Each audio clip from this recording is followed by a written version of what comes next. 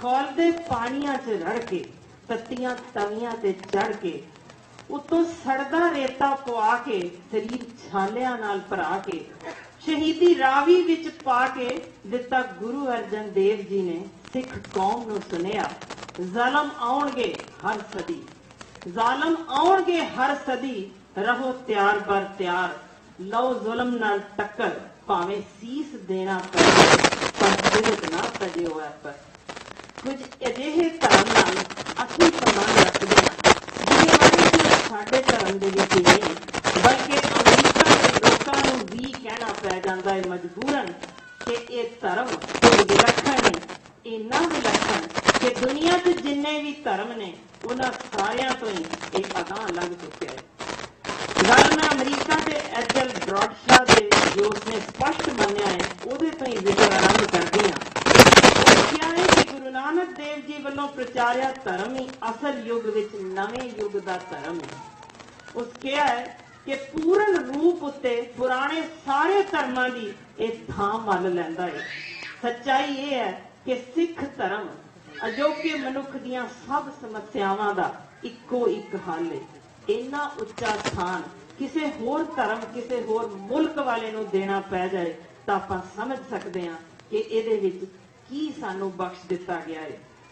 Miss Dorothy field ਵੀ ਮੰਨੀ ਹੈ ਕਿ ਜੇਕਰ ਸਿੱਖ ਧਰਮ ਨੂੰ ਮਨੁੱਖੀ ਜੀਵਨ ਲਈ ਵੱਧ ਤੋਂ ਵੱਧ ਲਾਭ ਪਹੁੰਚਾਉਣ ਦੀ ਨਿਗਾਹ ਨਾਲ ਵੇਖ ਲਿਆ ਜਾਏ ਤਾਂ ਸਿਰਫ ਇਹੋ ਇੱਕੋ ਇੱਕ ਧਰਮ ਹੈ ਪੂਰੇ ਸੰਸਾਰ ਵਿੱਚੋਂ, ਇੰਨਾ ਉੱਚਾ ਧਰਮ ਕੋਈ ਹੈ ਹੀ ਨਹੀਂ। ਤਾਂ ਇੱਥੋਂ ਆਪਾਂ ਸਮਝ ਸਕਦੇ ਹਾਂ ਕਿ ਸਾਨੂੰ ਕੀ ਬਖਸ਼ ਦਿੱਤਾ ਗਿਆ ਹੈ ਤੇ ਕਿਸ ਮਾਹੌਲ ਵਿੱਚੋਂ ਅਸੀਂ ਪੈਦਾ ਹੋਏ ਸਾਂ ਤੇ ਕਿਸ ਮੋੜ ਉੱਤੇ ਆ ਕੇ ਖੜੇ ਹਾਂ। ਖਾਲਸਾ ਪੰਥ ਅਡੋਲ ਚਟਾਨ ਵਰਗਾ ਜੋ ਨਾ ਕਦੇ ਝੁਕੇਗਾ, ਇਹ ਤਾਂ ਵਗਦਾ ਹੋਇਆ ਦਰਿਆ ਹੈ ਜੋ ਨਾ ਕਦੇ ਰੁਕਿਆ ਹੈ ਨਾ ਕਦੇ ਰੁਕੇਗਾ। ਪਰ ਜਿਹੜੀ ਪੀੜ ਮੈਂ ਤੁਹਾਡੇ ਤਾਈਂ ਲਿਆਈ ਆ ਉਹ ਇਹੋ ਅਰਦਾਸ ਹੈ ਕਿ ਤੇਰੇ ਖੰਡੇ ਨੇ ਜਿਨ੍ਹਾਂ ਦੇ ਮੂੰਹ ਮੋੜੇ, ਤੇਰੇ ਖੰਡੇ ਨੇ ਜਿਨ੍ਹਾਂ ਦੇ ਮੂੰਹ ਮੋੜੇ, ਅੱਜ ਫਿਰ ਉਹ ਸਾਨੂੰ ਲਲਕਾਰਦੇ ਨੇ, ਬਾਜਾਂ ਵਾਲਿਆ ਮਾਈ ਭਾਗੋ ਨੂੰ ਭੇਜ ਮੁੜ ਕੇ, ਤੇਰੇ ਕੌਮ ਵਾਲੇ ਅੱਜ ਧੀਆਂ ਪੈ ਮਾਰਦੇ ਨੇ। ਸਿੱਖ ਇਤਿਹਾਸ ਦੁਨੀਆ ਦੀਆਂ ਸਾਰੀਆਂ ਕੌਮਾਂ ਤੇ ਧਰਮਾਂ ਤੋਂ ਵਿਲੱਖਣ, ਇਹ ਸਾਨੂੰ ਪਤਾ ਹੈ, ਇਹ ਸਾਨੂੰ ਕਿਸੇ ਵੱਲੋਂ ਦੱਸੇ ਜਾਣ ਦੀ ਲੋੜ ਨਹੀਂ। ਇਹ ਲਾ ਮਿਸਾਲ ਤੇ ਮਾਣਮੱਤੇ ਇਤਿਹਾਸ ਵਿੱਚ ਅਜਿਹੇ ਕਾਰਨਾਮੇ ਨੇ ਜਿਹੜੇ ਸਾਰੇ ਦੇ ਸਾਰੇ ਨਾ ਸਿਰਫ ਅਣਖੀ ਸੂਰਬੀਰਾਂ ਨਾਲ ਭਰੇ ਨੇ ਬਲਕਿ ਗੁਰਸਿੱਖ ਯੋਧਿਆਂ, ਗੁਰੂ ਸਾਹਿਬਾਨ, ਮਹਾਨ ਵੀਰਾਂਗਣਾ, ਕੁਰਬਾਨੀ ਦੇ ਮੁਜੱਸਮਿਆਂ, ਅਲੌਕਿਕ ਸਿੰਘ ਸ਼ਹੀਦਾਂ, ਸਿੰਘਣੀਆਂ ਭੁਜੰਗੀਆਂ ਤੇ ਮਨੁੱਖੀ ਅਕਲ ਨੂੰ ਹੈਰਾਨ ਕਰ ਦੇਣ ਵਾਲੇ ਉਹ ਬੇਮਿਸਾਲ ਪਰਉਪਕਾਰ, ਤਿਆਗ ਤੇ ਕੁਰਬਾਨੀ ਦੀ ਵਿਚਾਰਧਾਰਾ ਨਾਲ ਸਾਡਾ ਜੋ ਇਤਿਹਾਸ ਸਿੰਜਿਆ ਗਿਆ ਹੈ ਉਹਦੇ ਵਿੱਚ ਇਹ ਧਰਮ ਦੀ ਫਿਲਾਸਫੀ ਸਾਨੂੰ ਦਿੱਤੀ ਗਈ ਹੈ ਉਹ ਇਹੋ ਹੈ, ਤਿਆਗ, ਧਰਮ, ਜ਼ਬਰ, ਅਤਿਆਚਾਰ, ਬੇਇੱਜ਼ਤੀ, ਅੰਨੀ ਲੁੱਟ ਜ਼ਰੂਰ ਮੌਜੂਦਾ ਜੋ ਸਾਨੂੰ ਸਿੱਖ ਕਿ ਅਸੀਂ ਬੇਦਾਵਾ ਦਿੱਤਾ ਉਸ ਤਰ੍ਹਾਂ ਦੇ ਜੋ ਅੰਸ਼ ਸਾਨੂੰ ਮਿਲੇ ਸਨ ਉਹਨਾਂ ਦੇ ਉੱਤੇ ਕਿਸੇ ਇੱਕ ਉੱਤੇ ਵੀ ਅਸੀਂ ਖਰੇ ਉਤਰ ਸਕੇ। ਗੁਰੂ ਸਾਹਿਬ ਨੇ ਇਸ ਧਰਮ ਨੂੰ ਅਪਣਾਉਣ ਵਾਲੇ ਲਈ ਸਪਸ਼ਟ ਕੀਤਾ ਸੀ, ਜਾਓ ਤਾਂ ਪ੍ਰੇਮ ਖੇਲਣ ਕਾ ਜਾਓ, ਸਿਰ ਧਰ ਤਲੀ ਗਲੀ ਮੋਰੀ ਆਓ। ਤੇ ਇਸ ਮਾਰਗ ਉੱਤੇ ਪੈਰ ਧਰਨ ਲਈ ਇੱਕ ਸ਼ਰਤ ਰੱਖੀ ਗਈ ਸੀ ਜਿਹੜੀ ਅਸੀਂ ਭੁਲਾ ਦਿੱਤੀ ਹੈ ਕਿ ਇਸ ਮਾਰਗ ਪੈਰ ਧਰੀਜੇ, ਸਿਰ ਦੀਜੈ ਕਾਣ ਨਾ ਕੀਜੈ। ਪਰ ਅਸੀਂ ਕਿੱਥੇ ਤੱਕ ਆਪਣੇ ਆਪ ਤੱਕ ਸੀਮਤ ਹੋ ਗਏ ਹਾਂ, ਆਪਣੇ ਕਾਰੋਬਾਰ, ਆਪਣੇ ਬੱਚਿਆਂ ਤੱਕ ਇਹ ਧਰਮ ਉੱਤੇ ਆਈ ਔਖਿਆਈ ਵੀ ਭੁੱਲ ਜਾਂਦੇ ਹਾਂ। ਇਸ ਉੱਤੇ ਜੋ ਸਾਨੂੰ ਚੱਲਣ ਨੂੰ ਕਿਹਾ ਗਿਆ ਸੀ, ਕਾਮ, ਕ੍ਰੋਧ, ਲੋਭ, ਅਹੰਕਾਰ, ਇਹ ਕਿੰਨਾ ਕੁ ਤੇ ਕਰ ਚੁੱਕੇ ਹਾਂ। ਜਦੋਂ ਖਾਦਾ ਫਿਰ ਧਰਮਾਂ ਵਿੱਚ ਰਹਿੰਦੇ ਹੋਏ ਸਾਨੂੰ ਮਜ਼ਲੂਮਾਂ ਦੀ ਰੱਖਿਆ ਕਰਨਾ ਸਿਖਾਇਆ ਜੋ ਕਿ ਕਿਸੇ ਹੋਰ ਧਰਮ ਵਿੱਚ ਨਹੀਂ ਸਿਖਾਇਆ। ਸਾਨੂੰ ਦੱਸਿਆ ਗਿਆ ਕਿ ਕੱਲੀਆਂ ਸੰਗਰਾਂਦ ਜਾਂ ਮੱਸਿਆ ਜਾਂ ਪੂਰਨਮਾਸ਼ੀ ਤੱਕ ਸੀਮਤ ਨਹੀਂ ਤੇ ਨਾ ਕਿਤੇ ਇਹ ਲਿਖਿਆ ਗਿਆ ਹੈ ਕਿ ਤੁਸੀਂ ਜਦੋਂ ਵੀ ਗੁਰਦੁਆਰਾ ਸਾਹਿਬ ਦੇ ਬਾਹਰੋਂ ਲੰਘਣਾ ਹੈ ਇੱਕ ਰਜਿਸਟਰ ਲੈ ਕੇ ਬੈਠੇ ਨੇ ਸ਼ਾਇਦ ਉੱਥੇ ਗੁਰੂ ਸਾਹਿਬਾਨ ਕਿ ਅਸੀਂ ਸਿਰ ਝੁਕਾਉਂਦੇ ਹਾਂ ਤੇ ਉਹ ਸਾਡੀ ਹਾਜ਼ਰੀ ਉੱਥੇ ਲੱਗ ਜਾਣੀ ਹੈ। ਜਾਂ ਅਸੀਂ ਸੋਚਦੇ ਹਾਂ $1 ਟੇਕ ਦਿੱਤਾ ਤੇ ਅਸੀਂ ਲੰਬੀ ਸਾਰੀ ਬੇਨਤੀ ਜੋ ਬਿਆਨੀ ਹੈ ਗੁਰੂ ਸਾਹਿਬ ਨੇ ਉਹ ਜੇ ਪੂਰੀ ਨਾ ਕੀਤੀ ਤੇ ਅਸੀਂ ਕਹਾਂਗੇ ਸਾਹਿਬ ਸਾਡੀਆਂ ਮੰਗਾਂ ਨਹੀਂ ਮੰਨਦੇ, ਸਾਡੇ ਦੁਸ਼ਮਣ ਨੇ। ਸਿੱਖਾਂ ਦੀ ਅਰਦਾਸ ਵੱਲ ਜ਼ਰੂਰ ਮੈਂ ਤੁਹਾਡਾ ਧਿਆਨ ਦਿਵਾ ਦਿੰਦੀ। ਇਹ ਵਿਲੱਖਣ ਕਿਉਂ ਹੈ ਕਿ ਇਸ ਵਿੱਚ ਦੁੱਖਾਂ, ਕਸ਼ਟਾਂ, ਮੁਸੀਬਤਾਂ ਵਿੱਚੋਂ ਗੁਜ਼ਰਨ ਤੇ ਸੰਸਾਰਕ ਪ੍ਰਾਪਤੀਆਂ ਜਿਵੇਂ ਧਨ ਸੰਪੱਤੀ, ਸੰਤਾਨ ਜਾਂ ਸੁੱਖ, ਇਹਦੇ ਲਈ ਜੇ ਇਸ ਸ਼ਬਦ ਗੁਰੂ ਦਾ ਇੱਕ ਵੀ ਸ਼ਬਦ ਗ੍ਰਹਿਣ ਕਰ ਲਈਏ ਤਾਂ ਮੈਨੂੰ ਨਹੀਂ ਜਾਪਦਾ ਕਿ ਕਿਸੇ ਵੀ ਮੁਸੀਬਤ ਨੂੰ ਅਸੀਂ ਲੱਗੇ ਵੀ ਸਾਨੂੰ ਕਿ ਮੁਸੀਬਤ ਆ ਚੁੱਕੀ ਹੈ, ਕਿਉਂਕਿ ਇਹਦੇ ਵਿੱਚ ਜਿੰਨੀਆਂ ਅਸੀਂ ਮੰਗਾਂ ਲੈ ਕੇ ਅਰਦਾਸਾਂ ਕਰਵਾਉਂਦੇ ਹਾਂ ਉਹਦੇ ਵਿੱਚ ਜ਼ਰਾ ਧਿਆਨ ਕਰੀਏ। ਜੋ ਅਸੀਂ ਅਰਦਾਸ ਕਰਦੇ ਹਾਂ ਕਿ ਅਕਾਲ ਪੁਰਖ ਨਾਲ ਸਾਂਝ ਦੀ ਗੱਲ ਕੀਤੀ ਹੈ, ਉਸ ਨਾਲ ਜੁੜ ਕੇ ਨਿੱਜੀ ਜੀਵਨ ਤੇ ਪੰਥਕ ਜੀਵਨ ਜਿਉਣ ਦੀ ਉਸੇ ਦੀ ਸਫਲਤਾ ਲਈ ਅਰਦਾਸ ਕੀਤੀ ਜਾਂਦੀ ਹੈ। ਸਿੱਖ ਭਾਵੇਂ ਕੋਈ ਨਿੱਜੀ ਅਰਦਾਸ ਵੀ ਕਰੇ, ਕਿਉਂ ਇਹ ਧਰਮ ਵਿਲੱਖਣ ਹੈ ਜਿਹੜੀ ਅਸੀਂ ਹੋਰਨਾਂ ਕੌਮਾਂ ਤੱਕ ਜਾਂ ਹੋਰ ਧਰਮਾਂ ਤੱਕ ਪਹੁੰਚ ਨਹੀਂ ਕਰ ਸਕੇ? ਕਿਉਂ ਲੋੜ ਹੈ? ਕਿਉਂਕਿ ਇਹ ਧਰਮ ਵਿਲੱਖਣ ਇਸ ਕਰਕੇ ਹੈ ਕਿ ਅਸੀਂ ਕਦੇ ਵੀ ਕਿਸੇ ਵੀ ਚੀਜ਼ ਦਾ ਸ਼ੁਕਰਾਨਾ ਕਰਨਾ ਹੋਏ ਤਾਂ ਉਹਦੇ ਵਿੱਚ ਸਭ ਤੋਂ ਪਹਿਲਾਂ ਪ੍ਰਭੂ ਨੂੰ ਯਾਦ ਕਰੀਦਾ ਹੈ, ਫਿਰ ਗੁਰੂ ਸਾਹਿਬਾਨਾਂ ਨੂੰ ਯਾਦ ਕਰੀਦਾ ਹੈ, ਗੁਰੂ ਗ੍ਰੰਥ ਸਾਹਿਬ ਜੀ ਨੂੰ ਯਾਦ ਕਰੀਦਾ ਹੈ, ਪੰਜਾਂ ਪਿਆਰਿਆਂ ਨੂੰ ਯਾਦ ਕਰੀਦਾ ਹੈ, ਕੌਮੀ ਸੇਵਕਾਂ ਨੂੰ ਯਾਦ ਕਰੀਦਾ ਹੈ, ਸਮੂਹ ਸ਼ਹੀਦਾਂ ਨੂੰ, ਤਖਤਾਂ ਨੂੰ, ਗੁਰਦੁਆਰਿਆਂ ਨੂੰ, ਕੌਮੀ ਨਿਸ਼ਾਨੀਆਂ ਨੂੰ ਚੇਤੇ ਕਰਨ ਤੋਂ ਬਾਅਦ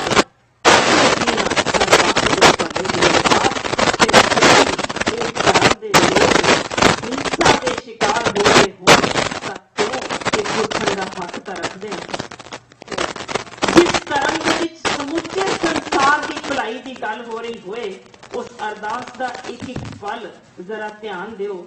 ਸਰਬੱਤ ਦਾ ਭਲਾ ਮੰਗਦੀ ਅਰਦਾਸ, ਸਭ ਨੂੰ ਵਾਹਿਗੁਰੂ ਦਾ ਚਿੱਤ ਆਉਣ ਦੀ ਅਰਦਾਸ, ਚਿੱਤ ਆਉਣ ਨਾਲ ਸਭ ਖੁਸ਼ੀ ਮਹਿਸੂਸ ਕਰਨ ਤੇ ਚੜ੍ਹਦੀ ਕਲਾ ਵਿੱਚ ਰਹਿਣ, ਪੰਥ ਦੀ ਜੀਤ ਹੋਵੇ ਤੇ ਹਰ ਖਾਲਸ ਇਨਸਾਨ ਦਾ ਭਲਾ ਸੋਚਿਆ ਗਿਆ ਹੋਵੇ।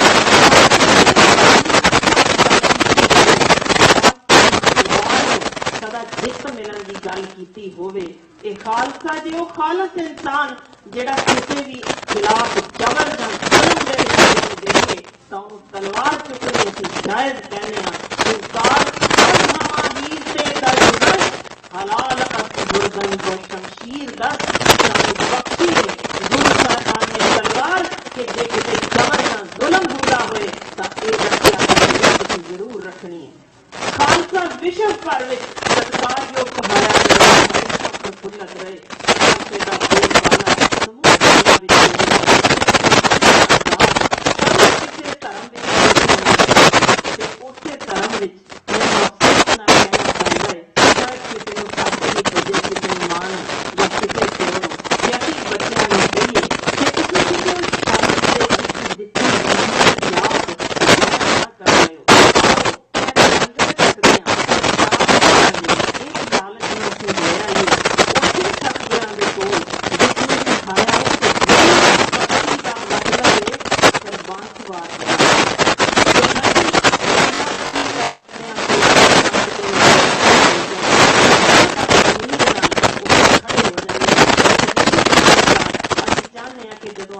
ਡਾਲਰ ਟੇਕਦੇ ਆ ਇਹ ਵਾਹਿਗੁਰੂ ਸਾਡੇ ਨਾਲ ਵੀ ਕਰਦੇ ਨੇ, ਪਰ ਚਮਤਕਾਰੀ ਦੇ ਕਰਨੇ ਹੁੰਦੇ ਤਾਂ ਕੀ ਉਹ ਆਪਣੇ ਪੁੱਤਰਾਂ ਨੂੰ ਬਚਾ ਨਾ ਲੈਂਦੇ? ਕਿਉਂ ਉਹਨਾਂ ਨੇ ਸਾਰਾ ਕੁਝ ਵਾਰ ਛੱਡਿਆ, ਸਰਬੰਸ ਵਾਰਿਆ ਤੇ ਧਰਤੀ ਸਿੰਜੀ ਇਸ ਲਹੂ ਆਪਣੇ ਨਾਲ, ਸਿਰਫ ਇਸ ਲਈ ਕਿ ਕੌਮ ਦਾ ਬਿਰਛ ਜਿਹੜਾ ਲੱਗੇਗਾ ਉਹਦੇ ਵਿੱਚੋਂ ਸਿਰਫ ਤੇ ਸਿਰਫ ਸਿੰਘ ਨਿਕਲਣਗੇ, ਸ਼ੇਰ ਨਿਕਲਣਗੇ।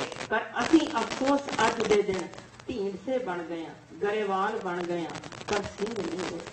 ਉਹ ਸ਼ਬਦ ਅਸੀਂ ਉਡਾ ਦਿੰਦੇ ਹਾਂ, ਆਪਣੀ ਪਛਾਣ ਅਸੀਂ ਪਿੱਛੇ ਜਾਤ ਤੇ ਗੋਤ ਨਾਲ ਜ਼ਰੂਰ ਲਾ ਦਿੰਦੇ ਹਾਂ, ਪਰ ਇਹ ਸ਼ਬਦ ਸਾਡੇ ਅੰਦਰ ਉਬਾਲ ਪੈਦਾ ਕਰਨਾ ਹੈ, ਜਿਸ ਨੇ ਸਾਨੂੰ ਪਛਾਣ ਦਿੱਤੀ ਹੈ, ਉਹ ਸ਼ਬਦ ਅਸੀਂ ਗਾਇਬ ਕਰ ਦਿੱਤਾ ਹੈ। ਕਿਉਂ ਅਸੀਂ ਇਹ ਸਭ ਕੁਝ ਭੁਲਾ ਚੱਲੇ ਹਾਂ? ਕਿਸ ਤਰ੍ਹਾਂ ਅਸੀਂ ਇੱਥੋਂ ਵਿਮੁਖ ਹੁੰਦੇ ਜਾ ਰਹੇ ਹਾਂ? ਕਿਵੇਂ ਇਹ ਸਰਬੱਤ ਦਾ ਭਲਾ ਤੇ ਮਨੁੱਖ ਜਾਤੀ ਦੀ ਏਕਤਾ ਜੋ ਦਰਸਾਉਂਦਾ ਧਰਮ ਕਿਉਂ ਅੱਜ ਪਿਛਾਂ ਜਾ ਰਿਹਾ ਹੈ?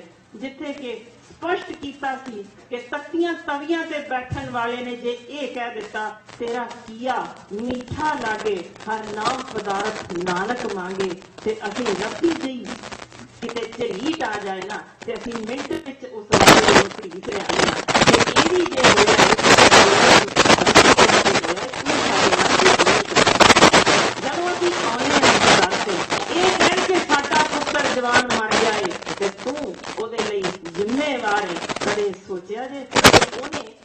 ਚਾਰ ਵਾਰੇ ਸਨ। ਫਿਰ ਵੀ ਕੀ ਕਿਹਾ ਕਿ ਮੇਰੇ ਇਹਨਾਂ ਸ਼ੇਰਾਂ ਵਿੱਚ ਵੇਖੋ ਮੇਰਾ ਜੁਝਾਰ, ਜਿਹੜਾ ਕਦੇ ਵੀ ਜੂਝੇ ਰਾਹ ਪਰ ਪਿਛਾਂ ਨਹੀਂ ਹਟੇਗਾ। ਇਹਨਾਂ ਵਿੱਚ ਹੀ ਜੇ ਮੇਰਾ ਜ਼ੋਰਾਵਰ ਤੇ ਉਹ ਜ਼ੋਰ ਵਾਲਾ ਤਗੜਾ ਸ਼ੇਰ ਹੋਏਗਾ। ਤੇ ਉਹਨਾਂ ਨੇ ਲੱਭਿਆ ਕੀ ਸੀ? ਇਹੋ ਕੁਝ ਸਾਡੇ ਵਿੱਚ, ਪਰ ਮਾਫ ਕਰਿਓ ਅਸੀਂ ਗਿੱਦੜ ਬਣ ਗਏ। ਕਿਸ ਕਰਕੇ? ਕਿ ਉਸੇ ਧਰਤੀ ਤੇ ਜਿੱਥੇ ਔਰਤ ਜ਼ਾਤ ਨੂੰ ਉੱਚਾ ਚੁੱਕਣ ਲਈ ਸਿਖਰਾਂ ਦਾ ਜ਼ੋਰ ਲਾਇਆ ਗਿਆ, ਇੱਕੋ ਇੱਕ ਧਰਮ ਜਿਹਦੇ ਚ ਬੁਲੰਦ ਆਵਾਜ਼ ਚੁੱਕੀ ਤੇ ਖਾਲਸੇ ਦੀ ਅਗਵਾਈ ਤੱਕ ਔਰਤ ਨੇ ਕਰ ਦਿੱਤੀ, ਉੱਥੇ ਅਸੀਂ ਕਦੇ ਕੁੜੀ ਮਾਰ ਨਾਂ ਦਾ ਕਲੰਕ ਤਾਂ ਲਾਇਆ ਹੀ। ਪਰ ਵੀਰੋ, ਜੋ ਖਬਰਾਂ ਅੱਜ ਮਿਲਦੀਆਂ ਨੇ, ਮੈਂ ਚਾਹੁੰਦੀ ਆ ਉਹਨਾਂ ਬਾਰੇ ਕੋਈ ਨਾ ਕੋਈ ਤਾਂ ਜਵਾਬ ਦੇਵੇ ਕਿ ਇਹ ਪੰਜਾਬ ਦੀ ਧੀ ਕਿਉਂ ਹਾਂ ਦਾ ਨਾਰਾ ਮਾਰਨ ਆਈ ਹੈ।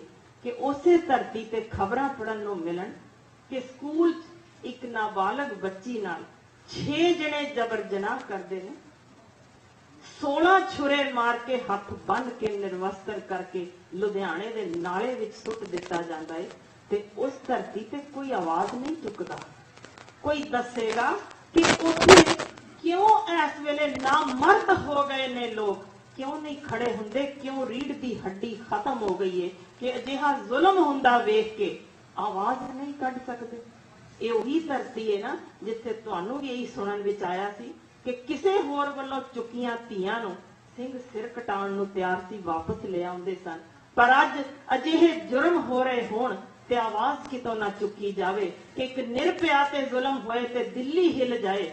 ਪਰ ਸਾਡੇ ਪੰਜਾਬ ਦੀ ਧਰਤੀ ਤੇ ਜਦੋਂ ਅਜਿਹਾ ਜ਼ੁਲਮ ਹੋਏ ਕਿ ਜਿੱਥੇ ਪਿਓ ਧੀ ਨੂੰ ਬਚਾਉਣ ਲਈ ਆਵਾਜ਼ ਚੁੱਕੇ ਤੇ ਪਿਓ ਵੀ ਵੱਢ ਦਿੱਤਾ ਜਾਂਦਾ ਹੋਏ, ਜਿੱਥੇ ਨਾਬਾਲਗ ਬੱਚੀਆਂ ਦਾ ਸਮੂਹਕ ਜ਼ਬਰ ਜਨਾਹ ਕਰਨ ਵਿੱਚ WHO ਕਹਿ ਦਵੇ ਕਿ ਤੁਸੀਂ ਇਸ ਵੇਲੇ ਮੋਹਰੀ ਬਣਦੇ ਜਾ ਰਹੇ ਹੋ ਕਿ ਨਸ਼ਿਆਂ ਦੇ ਅਸਰ ਹੇਠ, ਸ਼ਰਾਬ ਦੇ ਅਸਰ ਹੇਠ ਨਾ ਸਿਰਫ 50-50 ਰੁਪਈਆ ਤੇ ਟਰੱਕ ਡਰਾਈਵਰਾਂ ਕੋਲ ਧੀਆਂ ਵੇਚ ਲੱਗ ਪਏ ਨੇ, ਲਹੂ ਵੀ ਵੇਚਦੇ ਨੇ, ਸਾਦੋ ਸਮਾਨ ਵੀ ਵੇਚਦੇ। ਪਰ ਹੁਣ ਤੇ ਹਾਲਾਤ ਇਹ ਨੇ ਕਿ ਆਪੋ ਆਪਣੇ ਘਰਾਂ ਵਿੱਚ ਨਾਬਾਲਗ ਬੱਚੀਆਂ ਨੂੰ ਚੱਬ ਜਾਣ ਵਿੱਚ ਚਾਚੇ, ਤਾਏ, ਪਿਓ, ਭਰਾ ਕੋਈ ਵੀ ਪਿੱਛੇ ਨਹੀਂ ਰਿਹਾ। ਤੇ ਇਹ WHO ਨੇ ਅੰਕੜੇ ਜੋ ਦੱਸੇ ਨੇ ਵੀਰੋ, ਜਿਵੇਂ ਮੈਂ ਦਹਿਲ ਗਈ ਸਾਂ, ਜੋ ਕਿ ਮੈਡੀਕਲ ਜਰਨਲ ਵਿੱਚ ਛਪ ਚੁੱਕੇ ਨੇ, ਸ਼ਾਇਦ ਤੁਸੀਂ ਵੀ ਦਹਿਲ ਜਾਓ ਕਿ ਇਹ ਗਿਣਤੀ 37 ਤੋਂ 41% ਪਹੁੰਚ ਗਈ ਹੈ। ਜਿੱਥੇ ਅਸੀਂ, ਮੈਂ ਨਪੁੰਸਕ ਨਾ ਕਵਾਂ ਤਾਂ ਕੀ ਕਵਾਂ ਉਸ ਕੌਮ ਨੂੰ ਜਿਹੜੀ ਨਿੱਕੀਆਂ ਨਿੱਕੀਆਂ ਬਾਲੜੀਆਂ ਨੂੰ ਜੋ ਪਿਓ ਦੀ ਗੋਦ ਭਾਲਦੀਆਂ ਨੇ, ਉਹਨਾਂ ਦਾ ਆਪਣੇ ਵੱਲੋਂ ਸਮੂਹਕ ਤੌਰ ਤੇ ਜ਼ਬਰ ਜਨਾਹ ਹੋ ਰਿਹਾ ਹੋਏ ਤੇ ਕੇਸ ਆਣ ਕਿ 5 ਸਾਲਾਂ ਤੱਕ ਉਹ ਬੱਚੀ ਦਾ ਜ਼ਬਰ ਜਨਾਹ ਤਾਂ ਹੋਇਆ ਹੀ, ਪਰ ਬੱਚੀ ਨੂੰ ਇਹ ਖਬਰ ਛਪੀ ਮੁੱਖ ਪੰਨੇ ਤੇ ਕਿ ਆਪਣੀ ਹੀ ਸਹੇਲੀ ਤੋਂ ਮੋਬਾਈਲ ਦੇ ਵਿੱਚ ਫਿਲਮ ਬਣਾਉਣੀ ਪਈ ਕਿ ਮੇਰਾ ਪਿਓ ਮੇਰਾ ਜ਼ਬਰ ਜਨਾਹ ਕਰਦਾ ਹੈ ਤੇ ਮੇਰੀ ਮਾਂ ਨਹੀਂ ਮੰਨਦੀ। ਮੇਰੀ ਫਿਲਮ ਖਿੱਚ ਦੇ, ਮੈਂ ਦਿਖਾ ਦੇਵਾਂ ਮਾਂ ਨੂੰ, ਉਹ ਤਾਂ ਮੇਰੇ ਲਈ ਆਵਾਜ਼ ਚੁੱਕ ਦੇਵੇ। ਅਜਿਹੇ ਹਾਲਾਤ ਨਿਗਰੇ ਜਦੋਂ ਪਹੁੰਚ ਜਾਣ, ਕਿਉਂ ਨਹੀਂ ਤੁਸੀਂ ਆਵਾਜ਼ ਚੁੱਕਦੇ? ਕਿਉਂ ਮੈਂ ਇਕੱਲੀ ਆਵਾਜ਼ ਚੁੱਕਾਂ? ਉਹ ਪੀੜ ਲੈਣੀ ਆ ਮੈਂ ਤੁਹਾਡੇ ਵਿੱਚ ਕਿ ਇਹ ਪੀੜ ਨੂੰ ਵੱਖਰਾ ਨਹੀਂ ਕਰੋ ਤੇ ਫਿਰ ਖੜੇ ਹੋ ਕੇ ਜਿਹੜਾ ਜਵਾਬ ਦਿਓ ਇਸ ਸੱਚੇ ਪਾਤਸ਼ਾਹ ਕੋਲ ਕਿ ਅਸੀਂ ਬੇਦਾਵਾ ਲਿਖਿਆ ਕਿ ਨਹੀਂ ਲਿਖਿਆ। ਤੇ ਬੇਦਾਵਾ ਪਾੜਨ ਵਾਲੀਆਂ ਧੀਆਂ ਅਸੀਂ ਨਹੀਂ ਜੰਮਣ ਦੇਵੇ। ਅੱਜ ਵੀ ਕੁੱਖਾਂ ਵਿੱਚ ਵੀ ਮਾਰਦੇ ਆ ਤੇ ਤਸਵੀਰਾਂ ਲੱਗਦੀਆਂ ਨੇ ਆ ਪੰਜਾਬੀ ਪਿਓਾਂ ਨੇ ਕੁੜੀਆਂ ਸੁੱਕੀਆਂ ਨੇ ਰੂੜੀਆਂ ਤੇ, ਜਿਨ੍ਹਾਂ ਨੂੰ ਕੁੱਤੇ ਚੁੱਕ ਕੇ ਪਾੜਦੇ ਤੁਰਦੇ ਫਿਰਦੇ ਨੇ। ਫੇਸਬੁੱਕਾਂ ਤੇ ਇਹ ਤਸਵੀਰਾਂ ਦੇ ਸਨ ਤੇ ਇਸ ਤੋਂ ਵੱਧ ਮਿਲਾ ਨਹੀਂ ਹੋ ਸਕਦਾ। ਮੈਂ ਬੈਠੀ ਹਾਂ ਹਸਪਤਾਲ ਜਨਵਰੀ ਦੇ ਇਸੇ ਮਹੀਨੇ ਵਿੱਚ, ਜਿੱਥੇ ਔਰਤ ਇੱਕ ਮੇਰੇ ਕੋਲ ਆਈ ਤੇ ਜੋ ਉਹਨੇ ਖਬਰ ਬੱਚੇ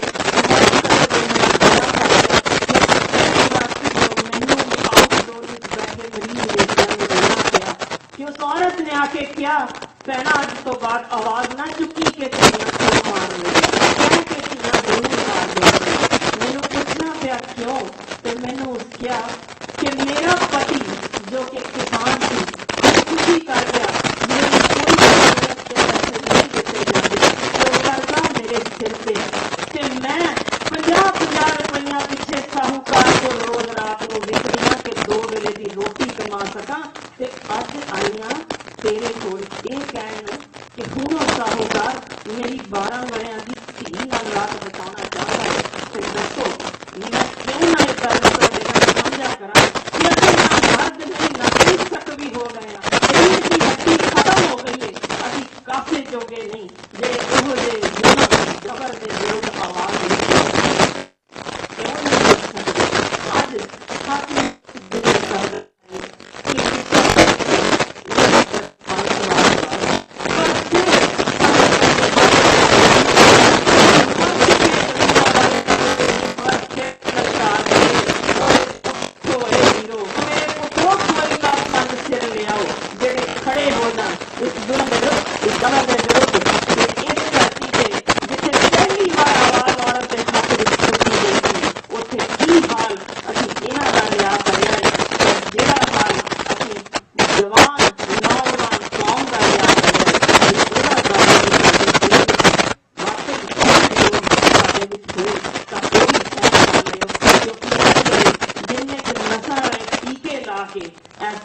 ਨਸ਼ਿਆਂ 'ਚ ਗਰਕ ਚੁੱਕੇ ਨੇ, ਉਹਨਾਂ ਵਿੱਚੋਂ ਵੀ, ਉਹਨਾਂ ਨੌਜਵਾਨਾਂ ਵਿੱਚੋਂ ਵੀ ਜਿਹੜੀ ਗਿਣਤੀ ਸਾਡੇ ਸਾਹਮਣੇ ਆ ਰਹੀ ਹੈ, ਉਹ ਗਿਣਤੀ ਕੋਈ ਥੋੜੀ ਨਹੀਂ।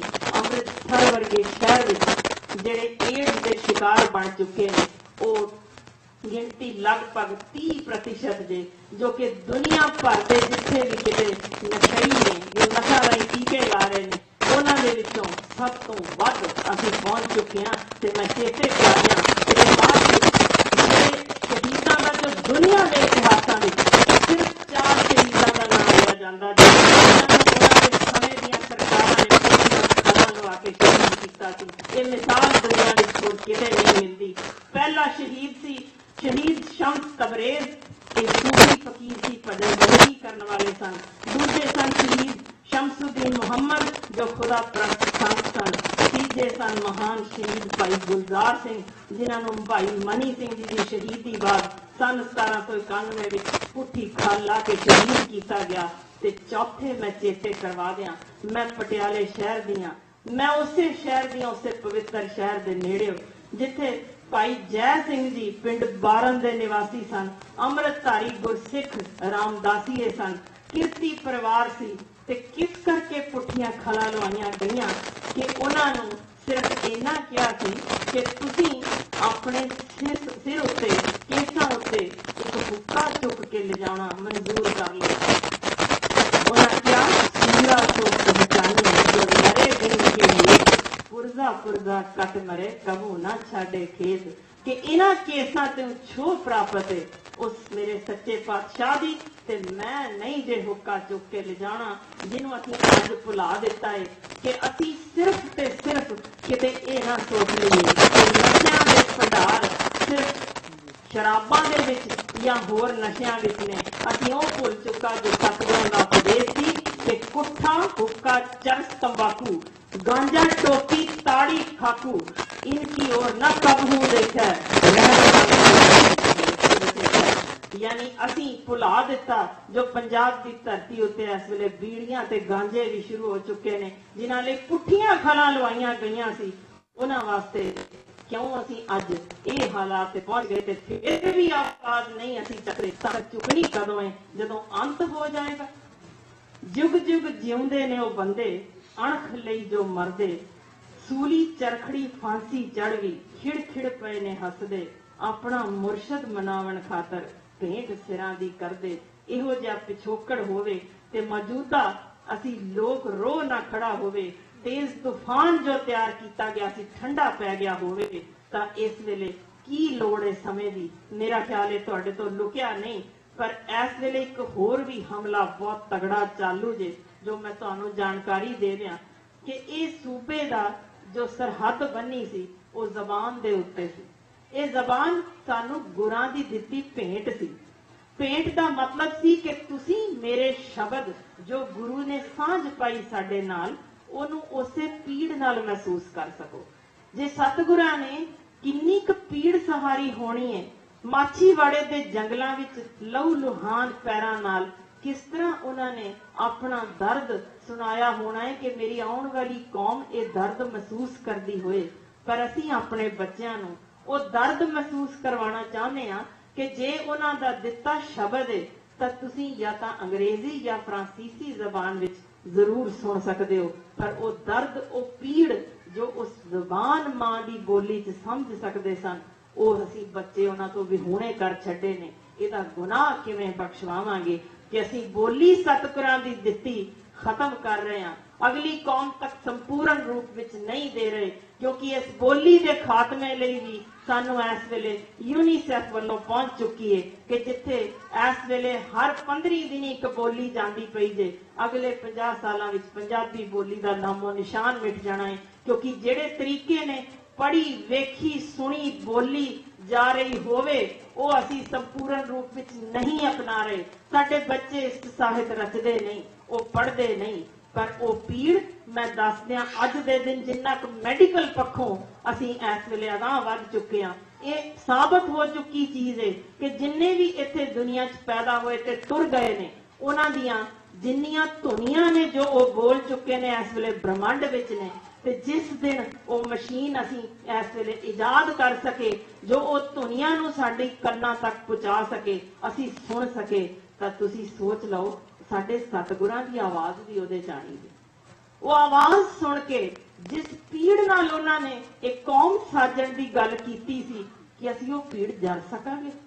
ਕਿਸ ਮੂੰਹ ਨਾਲ ਕਵਾਂਗੇ ਕਿ ਜਿੰਨਾ ਵੀ ਕੁਝ ਤੁਸੀਂ ਇਸ ਪੰਥ ਵਿੱਚ ਸਾਜਣ ਲਈ ਸਾਨੂੰ ਦਿੱਤਾ, ਅਸੀਂ ਸਾਰਾ ਕੁਝ ਹੀ ਤਿਆਗ ਦਿੱਤਾ। ਅਸੀਂ ਜ਼ੁਲਮ ਦੇ ਖਿਲਾਫ ਖੜੇ ਹੋਣ ਜੋਗੇ ਵੀ ਨਹੀਂ, ਆਵਾਜ਼ ਚੁੱਕਦੇ ਆ, ਡਰਦੇ ਆ ਕਿ ਹੁਕਮਰਾਨ ਸਾਨੂੰ ਫੇ ਨਾ ਦੇਣ।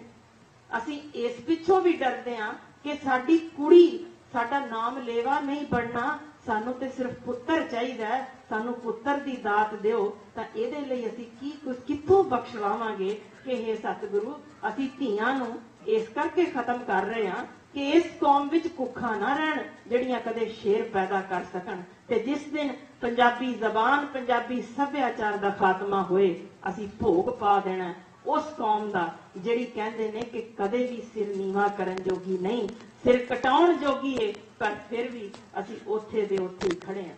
ਸ਼ੁਕਰ ਮਨਾਉਣੀ ਆ ਮੈਂ ਜਾਂਦੇ ਹੋਏ ਤੁਹਾਨੂੰ ਦੱਸਦੇ ਆ, ਮੈਨੂੰ ਹੁਣੇ ਜਦੋਂ ਅੰਦਰ ਆਈ ਸਾਂ ਇੱਕ ਵੀਰ ਨੇ ਦੱਸਿਆ ਕਿ ਜਿਹੜੇ ਇਸ ਵੇਲੇ ਕਿਸਾਨ ਖੁਦਕੁਸ਼ੀਆਂ ਕਰ ਰਹੇ ਨੇ ਉਹਨਾਂ ਲਈ ਉਹ ਕੰਮ ਕਰ ਰਹੇ ਨੇ, ਸ਼ੁਰੂ ਕੀਤਾ ਜੇ ਉਹਨਾਂ ਨੇ ਕੰਮ, ਬਹੁਤ ਧੰਨਵਾਦੀ ਆ ਉਹਨਾਂ ਦੀ। ਪਰ ਇੱਕ ਜ਼ਿਕਰ ਹੋਰ ਵੀ ਜਾਂਦੇ ਜਾਂਦੇ ਕਰਦੇ ਆ ਜਿਹਦਾ ਸਿਹਰਾ ਸਿੱਖ ਕੌਮ ਤੇ ਜਾਂਦਾ ਹੈ, ਜਿਸ ਪਿੱਛੇ ਸੁਪਰੀਮ ਕੋਰਟ ਵੀ ਰੋ ਪਿਆ ਸਾਡੇ ਹਿੰਦੁਸਤਾਨ ਦਾ। ਉਹ ਗੱਲ ਇਹ ਸੀ ਕਿ ਵਰਿੰਦਾਵਨ ਵਿਖੇ ਵਿਧਵਾਵਾਂ ਰੱਖੀਆਂ ਜਾਂਦੀਆਂ ਨੇ ਜਿੱਥੇ ਉਹਨਾਂ ਨੂੰ ਕੁੱਲ 4 ਰੁਪਏ ਮਿਲਦੇ ਨੇ ਰੋਜ਼ ਦਾ ਭਜਨ ਗਾਉਣ ਲਈ, ਕੁੱਲ 4 ਰੁਪਏ, ਜਿਹਦੇ ਨਾਲ ਰੋਜ਼ੀ ਰੋਟੀ ਉਹਨਾਂ ਦੀ ਸਾਰੇ ਦਿਨ ਦੀ।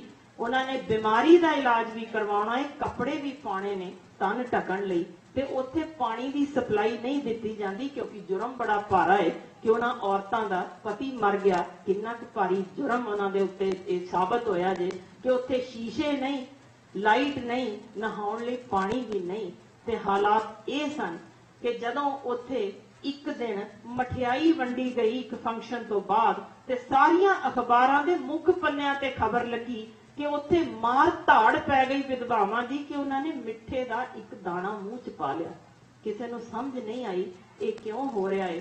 ਤਾਂ ਅਗਲੇ ਦਿਨ ਖਬਰ ਛਪੀ ਕਿ ਪਿਛਲੇ 35 ਸਾਲਾਂ ਵਿੱਚ ਉਹਨਾਂ ਔਰਤਾਂ ਤੋਂ ਕਿਸੇ ਨੇ ਵੀ ਮੂੰਹ ਵਿੱਚ ਮਿੱਠਾ ਨਹੀਂ ਸੀ ਪਾਇਆ। ਉਸ ਹਾਲਾਤ ਵਿੱਚ ਉਹ ਬੈਠੇ ਹੋਣ ਤੇ ਜਿਸ ਚੀਜ਼ ਪਿੱਛੇ ਸੁਪਰੀਮ ਕੋਰਟ ਦਾ ਜੱਜ ਹੋਇਆ ਨਾ, ਉਹ ਇਹ ਸੀ ਕਿ ਉੱਥੇ ਲੱਕੜਾਂ ਤੱਕ ਕੋਈ ਉਹਨਾਂ ਨੂੰ ਦੇਣ ਨੂੰ ਤਿਆਰ ਨਹੀਂ, ਤੇ ਲੋਕ ਜਿਹੜੇ ਉੱਥੇ ਵਸਦੇ ਨੇ ਉਹਨਾਂ ਦੀਆਂ ਬਾਹਾਂ ਲੱਤਾਂ ਵੱਢ ਕੇ ਬੋਰੇ 'ਚ ਪਾ ਕੇ ਬਾਹਰ ਰੂੜੀ ਤੇ ਸੁੱਟ ਆਉਂਦੇ ਨੇ। ਤੇ ਰੋ ਪਿਆ ਸੁਪਰੀਮ ਕੋਰਟ ਦਾ ਜੱਜ ਕਿ ਇੱਕ ਵੀ ਕੋਈ ਹੈ ਨਹੀਂ ਇੱਥੇ ਇਨਸਾਨ ਜਿਹੜਾ ਖੜਾ ਹੋਵੇ ਤੇ ਇਸ ਜ਼ੁਲਮ ਦੇ ਵਿਰੁੱਧ ਤੇ ਘੱਟੋ ਘੱਟ ਇਹਨਾਂ ਨੂੰ ਜਿਉਂਦਿਆਂ ਤਾਂ ਅਸੀਂ ਨਰਕ ਵਿੱਚ ਵਾੜ ਦਿੱਤਾ ਜੇ, ਮਰਨ ਤੋਂ ਬਾਅਦ ਤਾਂ ਇਨਸਾਨਾਂ ਵਾਂਗ ਸੁੱਟ ਦਿਓ। ਤੇ ਬੱਲੇ ਸ਼ਾਬਾਸ਼ੇ ਕਿ ਸਿਰਫ ਤੇ ਸਿਰਫ NRI ਸਾਡੇ ਵੀਰਾਂ ਨੇ ਇੱਥੋਂ ਉੱਥੇ ਇਲੈਕਟ੍ਰਿਕ ਕ੍ਰੈਮੇਟੋਰੀਅਮ ਬਣਾ ਕੇ ਦਿੱਤਾ ਜੇ ਕਿ ਉਹਨਾਂ ਦੀ ਘੱਟੋ ਘੱਟ ਮਰਨ ਬਾਅਦ ਇਨਸਾਨਾਂ ਵਾਂਗ ਤਾਂ ਤੋੜ ਦਈਏ, ਜਿਉਂਦੇ ਜੀ ਤਾਂ ਅਸੀਂ ਉਹਨਾਂ ਲਈ ਰੱਖਿਆ ਕੁਝ ਨਹੀਂ। ਪਰ ਫਿਰ ਵੀ ਸ਼ਰਮ ਇਹ ਆਉਂਦੀ ਹੈ ਜਦੋਂ ਖਬਰ ਪੜ੍ਹਨੀ ਪੈ ਜਾਏ ਕਿ ਸਾਡੇ ਉੱਥੇ ਹੀ ਇੱਕ ਸਰਪੰਚ ਵੱਲੋਂ, ਕਿਉਂਕਿ ਉਹਦੀ ਧੀ ਕਿਸੇ ਮੁੰਡੇ ਨਾਲ ਗੱਲ ਕਰਨ ਤੁਰ ਗਈ, ਤਾਂ ਉਸੇ ਦੀ ਧੀ ਨੂੰ ਅਗਲੇ ਜਿਹੜਾ ਦੂਸਰੇ ਘਰ ਦੇ ਧੀ ਨੂੰ ਨਿਰਵਸਤਰ ਕੀਤਾ ਗਿਆ, ਪਿੰਡ ਵਿੱਚ ਬੈਲਟਾਂ ਨਾਲ ਕੁੱਟ ਕੇ, ਤੇ ਉਹਦੀ ਇਸ ਵੇਲੇ ਵੀਡੀਓ ਬਣਾ ਕੇ ਫੇਸਬੁੱਕਾਂ ਤੇ ਤੋੜ ਦਿੱਤੀ ਗਈ। ਇੱਕ ਵੀ ਨਾ ਮਰਦ ਨਪੁੰਸਕ ਫਿਰ ਵੀ ਖੜਾ ਨਹੀਂ ਹੋਇਆ ਕਿ ਅਸੀਂ ਖੜੇ ਹੋ ਕੇ ਇਸ ਜ਼ੁਲਮ ਦੇ ਵਿਰੁੱਧ ਆਵਾਜ਼ ਚੁੱਕ ਦਈਏ। ਇਸ ਧਰਤੀ ਤੇ ਜਿੱਥੇ ਔਰਤ ਦੇ ਨਾਂ ਦੇ ਅਸੀਂ ਨਾਰੇ ਲਾਉਂਦੇ ਆ, ਮਾਂ ਗੁਜਰੀ ਦੇ ਨਾਂ ਦੇ ਅਸੀਂ ਲੰਗਰ ਦਿੰਦੇ ਆ, ਅਸੀਂ ਦੋਗਲੇ ਹੋ ਗਏ ਆ। ਜਿੱਥੇ ਇਹੋ ਜਿਹੇ ਜ਼ੁਲਮਾਂ ਦੇ ਵਿਰੁੱਧ ਆਵਾਜ਼ ਨਹੀਂ ਚੱਕਦੇ, ਕਿਉਂ ਅਸੀਂ ਇਸ ਹਾਲਤ ਤੇ ਪਹੁੰਚੇ ਆ? ਤੇ ਕੌਣ ਦੱਸੇਗਾ ਕਿ ਉਹ ਤੁਹਾਡੀ ਕੌਮ ਕਿੱਥੇ ਆਪਣੇ ਕਬਰਾਂ 'ਚ ਪੈਰ ਵਾੜਦੀ ਜੇ? ਕਿਉਂਕਿ ਇਹ ਲੋਕ ਜਿਹੜੇ ਆਪਣੀਆਂ ਧੀਆਂ ਨਹੀਂ ਬਖਸ਼ ਰਹੇ, ਕਿਵੇਂ ਕਿਸੇ ਹੋਰ ਨੂੰ ਬਖਸ਼ ਸਕਣਗੇ? ਜਿੱਥੇ 68% ਔਰਤਾਂ ਘਰੇਲੂ ਹਿੰਸਾ ਦਾ ਸ਼ਿਕਾਰ ਹੋ ਰਹੀਆਂ ਹੋਣ, ਜਿੱਥੇ ਸਮਾਗਮਾਂ ਵਿੱਚ ਚਿੱਟੇ ਦਾੜੇ, ਖੁੱਲੇ ਦਾੜਿਆਂ ਵਾਲੇ ਲਚਕਦੇ ਹੋਣ ਉਸ ਤਰ੍ਹਾਂ ਦੇ ਗੀਤ, ਲੱਚਰ ਸੰਗੀਤ ਦੇ ਵਿੱਚ, ਜਿੱਥੇ ਇਹੋ ਜਿਹੇ ਸ਼ਬਦ ਸਾਨੂੰ ਸੁਣਨੇ ਪੈ ਜਾਣ, ਚੱਕ ਲਓ ਏ ਚੱਕ ਲਓ ਵਾਹਿਗੁਰੂ ਕਹਿ ਕੇ ਅਸੀਂ ਉਸ ਵਾਹਿਗੁਰੂ ਨੂੰ ਚਿੱਕੜ ਵਿੱਚ ਲਬਰੇਜ਼ ਕਰ ਦਿੱਤਾ ਹੈ। फिर भी कोई आवाज ना चुके। जे खड़ियां हुई तो औरतां इस विरुद्ध कि असी ठेके नहीं खुलन देने, इहो जे लच्चर गीत संगीत नहीं खड़े होण देने, असी नहीं सुनना। पर किथे गए साडे ओ वीर? क्यों नहीं उठदी ओ आवाज अज उस धरती उत्ते कि इस जुल्म दे विरुद्ध असी भी खड़े हां? क्यों नहीं अज सिर कटाउण वाले साडे कोल बचे? इस धर्म उत्ते कदे किहा गया सी, एती मार पई गुर लाणे तै की दर्द ना आया। मेरा ख्याल है मैं भी इत्थे जरूर इन्नी आवाज जरूर उस सतगुरु लई चुक सकदी हां, पर मैं उम्मीद करदी हां कि यह दर्द तुसीं अपने पिंडे ते जरूर हंडाओगे। घट्टो घट जिन्ने क तुहाडे पिंडां विच बैठे ने ये जुल्म सहंदे ते नहीं आवाज कढदे, उन्हां नूं तां धर्म दे विच घट्टो घट जोड़ के दस सकदे हो कि यह धर्म जुल्म जबर दे विरुद्ध आवाज चुकण लई पैदा होया सी। अपने रगां विच जिहड़ा वगदा जे ना फौलाद, ਉਹਨੂੰ जंग ना लगन दिओ, एक कौम खत्म हो जानी जे। दोबारा नहीं आना साडे कोलों सतगुरु ने फिर सानू जगाउण लई चारों पुत्तर वारन लई। हर सदी विच नहीं होना ना, हर सदी साडे कोल माई भागो आनी है ते बैंत मारेगी सानू, ओए फिर जाग जाओ क्यों बेदावा लिख दिया जे। किसे पासे तां सतगुरु नाल जुड़ के अपनी लिव लाओ, किसे पासे तां साबित कर दिओ कि ओही सिंह ने ਜਿਹੜੇ ਪਹਿਲਾਂ ਵੀ ਹੁੰਦੇ ਸੀ, ਉਹਨਾਂ ਦੀਆਂ ਰਗਾਂ ਵਿੱਚ ਅੱਜ ਵੀ ਆਪਣੇ ਸਤਿਗੁਰੂ ਲਈ ਪਿਆਰ ਹੈ। तो मैं इन्हां शब्दां नाल तुहाडे कोलों इजाजत लेना चाहांगी कि असीं घट्टो घट मैं उम्मीद करदी हां कि तुहाडे विचों जरूर एक मर्द अगमड़ा खड़ा होएगा, जरूर फिर खड़े होणगे लोग जिहड़े उत्थे पहुंच के इन्हां मजलूमां दी मदद भी करनगे, जबर जुल्म दे विरुद्ध आवाज भी बुलंद करनगे। क्यों? क्योंकि साडा वखरा स्वरूप, साडी वखरी ए शान, साडी वखरी ए कौम, साडी वखरी पछाण, साडा शब्द ए गुरु, साडी वखरी जबान, साडा वखरा ए पंथ, साडे वखरे निशान। नहीं पत्थरां दे पुजारी साडे गुरुद्वारे गुरधाम, पहला सिर असीं दिते फिर मिली सरदारी, ताइयों दुनिया दे विच सिख कौम है न्यारी। तो इस पवित्र दिहाड़े ते जिथे मैं तुहानू सब नू फिर वधाई देना चाहुंदी हां ते जिहड़े चिंता दे विषय मैं तुहाडे विच छड्ड के चली हां, जे वाकई उस सच्चे पातशाह तो बेदावा असीं चाहुंदे हां ते क्योंकि अज साडे च माई भागो नहीं, एक जयकारा छड्ड दिओ उस सच्चे पातशाह तक आवाज पहुंचानी है कि असीं इन्हां जबर इन्हां जुल्म दे विरुद्ध आवाज जरूर चकांगे। मैं उम्मीद करदी हां कि इत्थों दे सिंह अपने अंदरला फौलाद जगा के जयकारा छड्डणगे ते इत्थों दी माई भागोआं भी जरूर आवाज चकणगियां। जे बंदा सिंह बहादुर कदे इकल्ला तुर सकिया सी ते उहने सरहंद दी इट नाल इट खड़का दित्ती सी, तां मैं उम्मीद करदी हां इह धरती पवित्र धरती, कामा गाटा मारू वाली धरती, साडे शहीद सराबा दी धरती, इत्थे जरूर ए वीर गज के ऐलान करनगे कि असीं जंग दा ऐलान कर दित्ता है।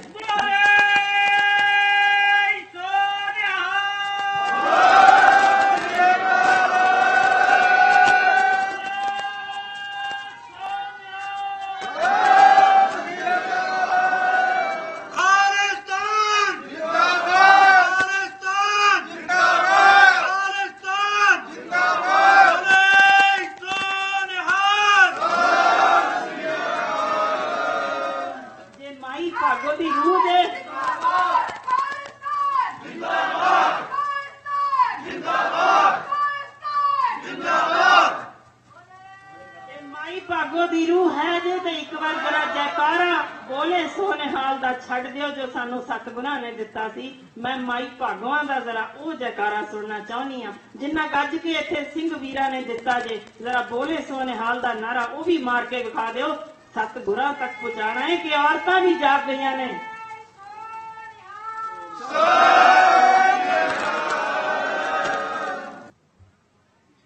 बल छुट क्यों बंधन परै कछु न होत उपाय।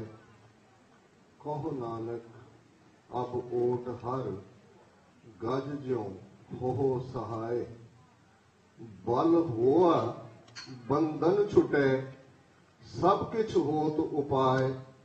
नानक सब किछ तुमरे हाथ में तुम ही होत सहाय। वाहिगुरु जी का खालसा वाहिगुरु जी की फतेह। साहिब श्री गुरु ग्रंथ साहिब जी की हजूरी में जुड़े बैठे सतगुरु जी का अपना आपा गुरु खालसा साध संगत जीओ।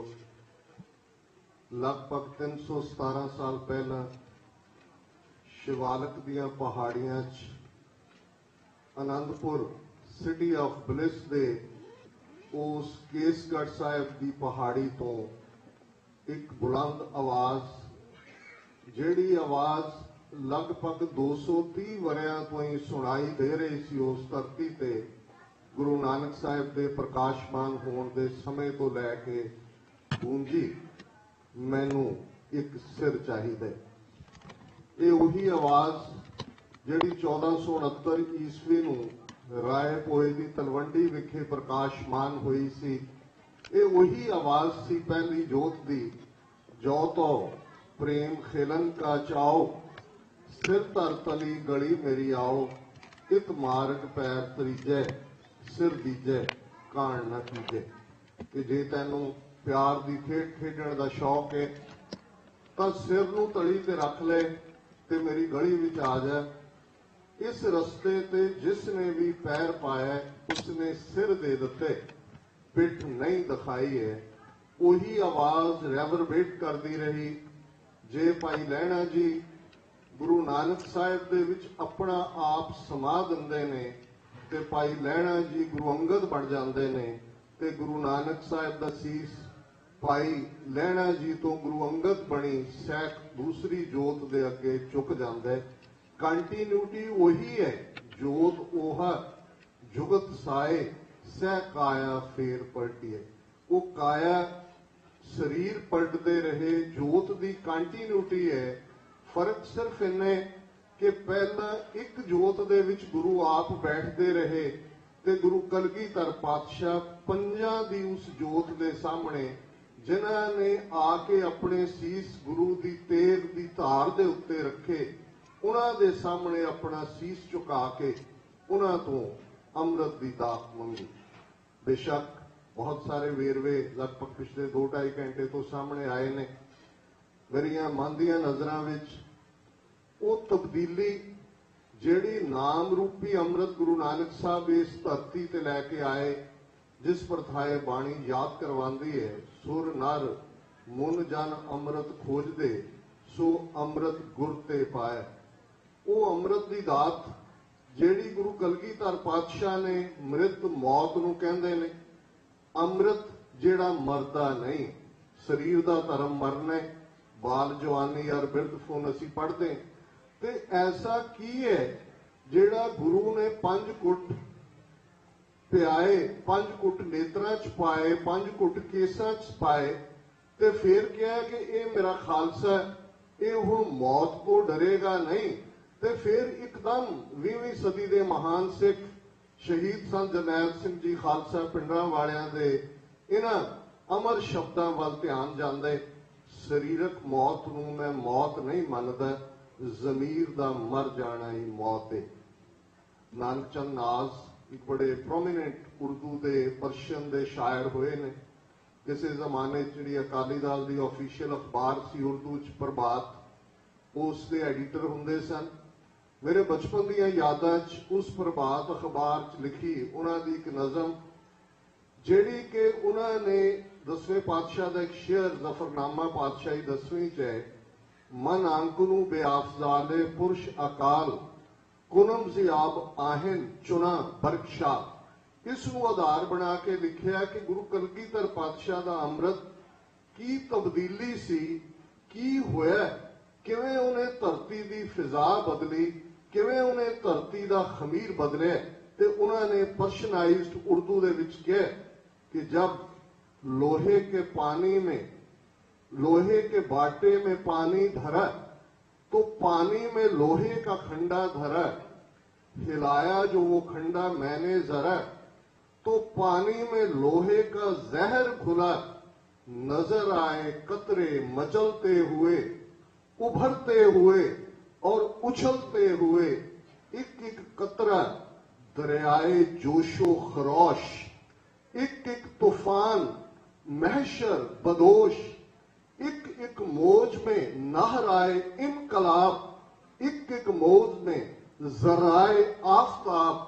जब इन कतरों पर मैंने डाली नजर तो देखा शजायत का उनमें असर, हर एक कतरा जलवाए जिंदगी, हर एक कतरा में नूर ता बंदगी हवेदा हुए जिंदगी के नुकात ये था आबे आहिन के आबे हयात हयात जिंदगी नूं कहंदे ने वो पानी जिहड़ा जिंदगी दे ये था आबे आहिन के आबे हयात इस अमृत से बरसात होने लगी चमन में शगुफ्ता हुआ फूल फूल गई मुर्दनी ताजा कलियों को भूल इस अमृत से बरसात होने लगी मूंग अफसरदा कलियों के धोने लगी चमन में शगुफ्ता हुआ फूल फूल गई मुर्दनी ताजा कलियों को भूल इस अमृत से एक बूंद चिड़िया ने पी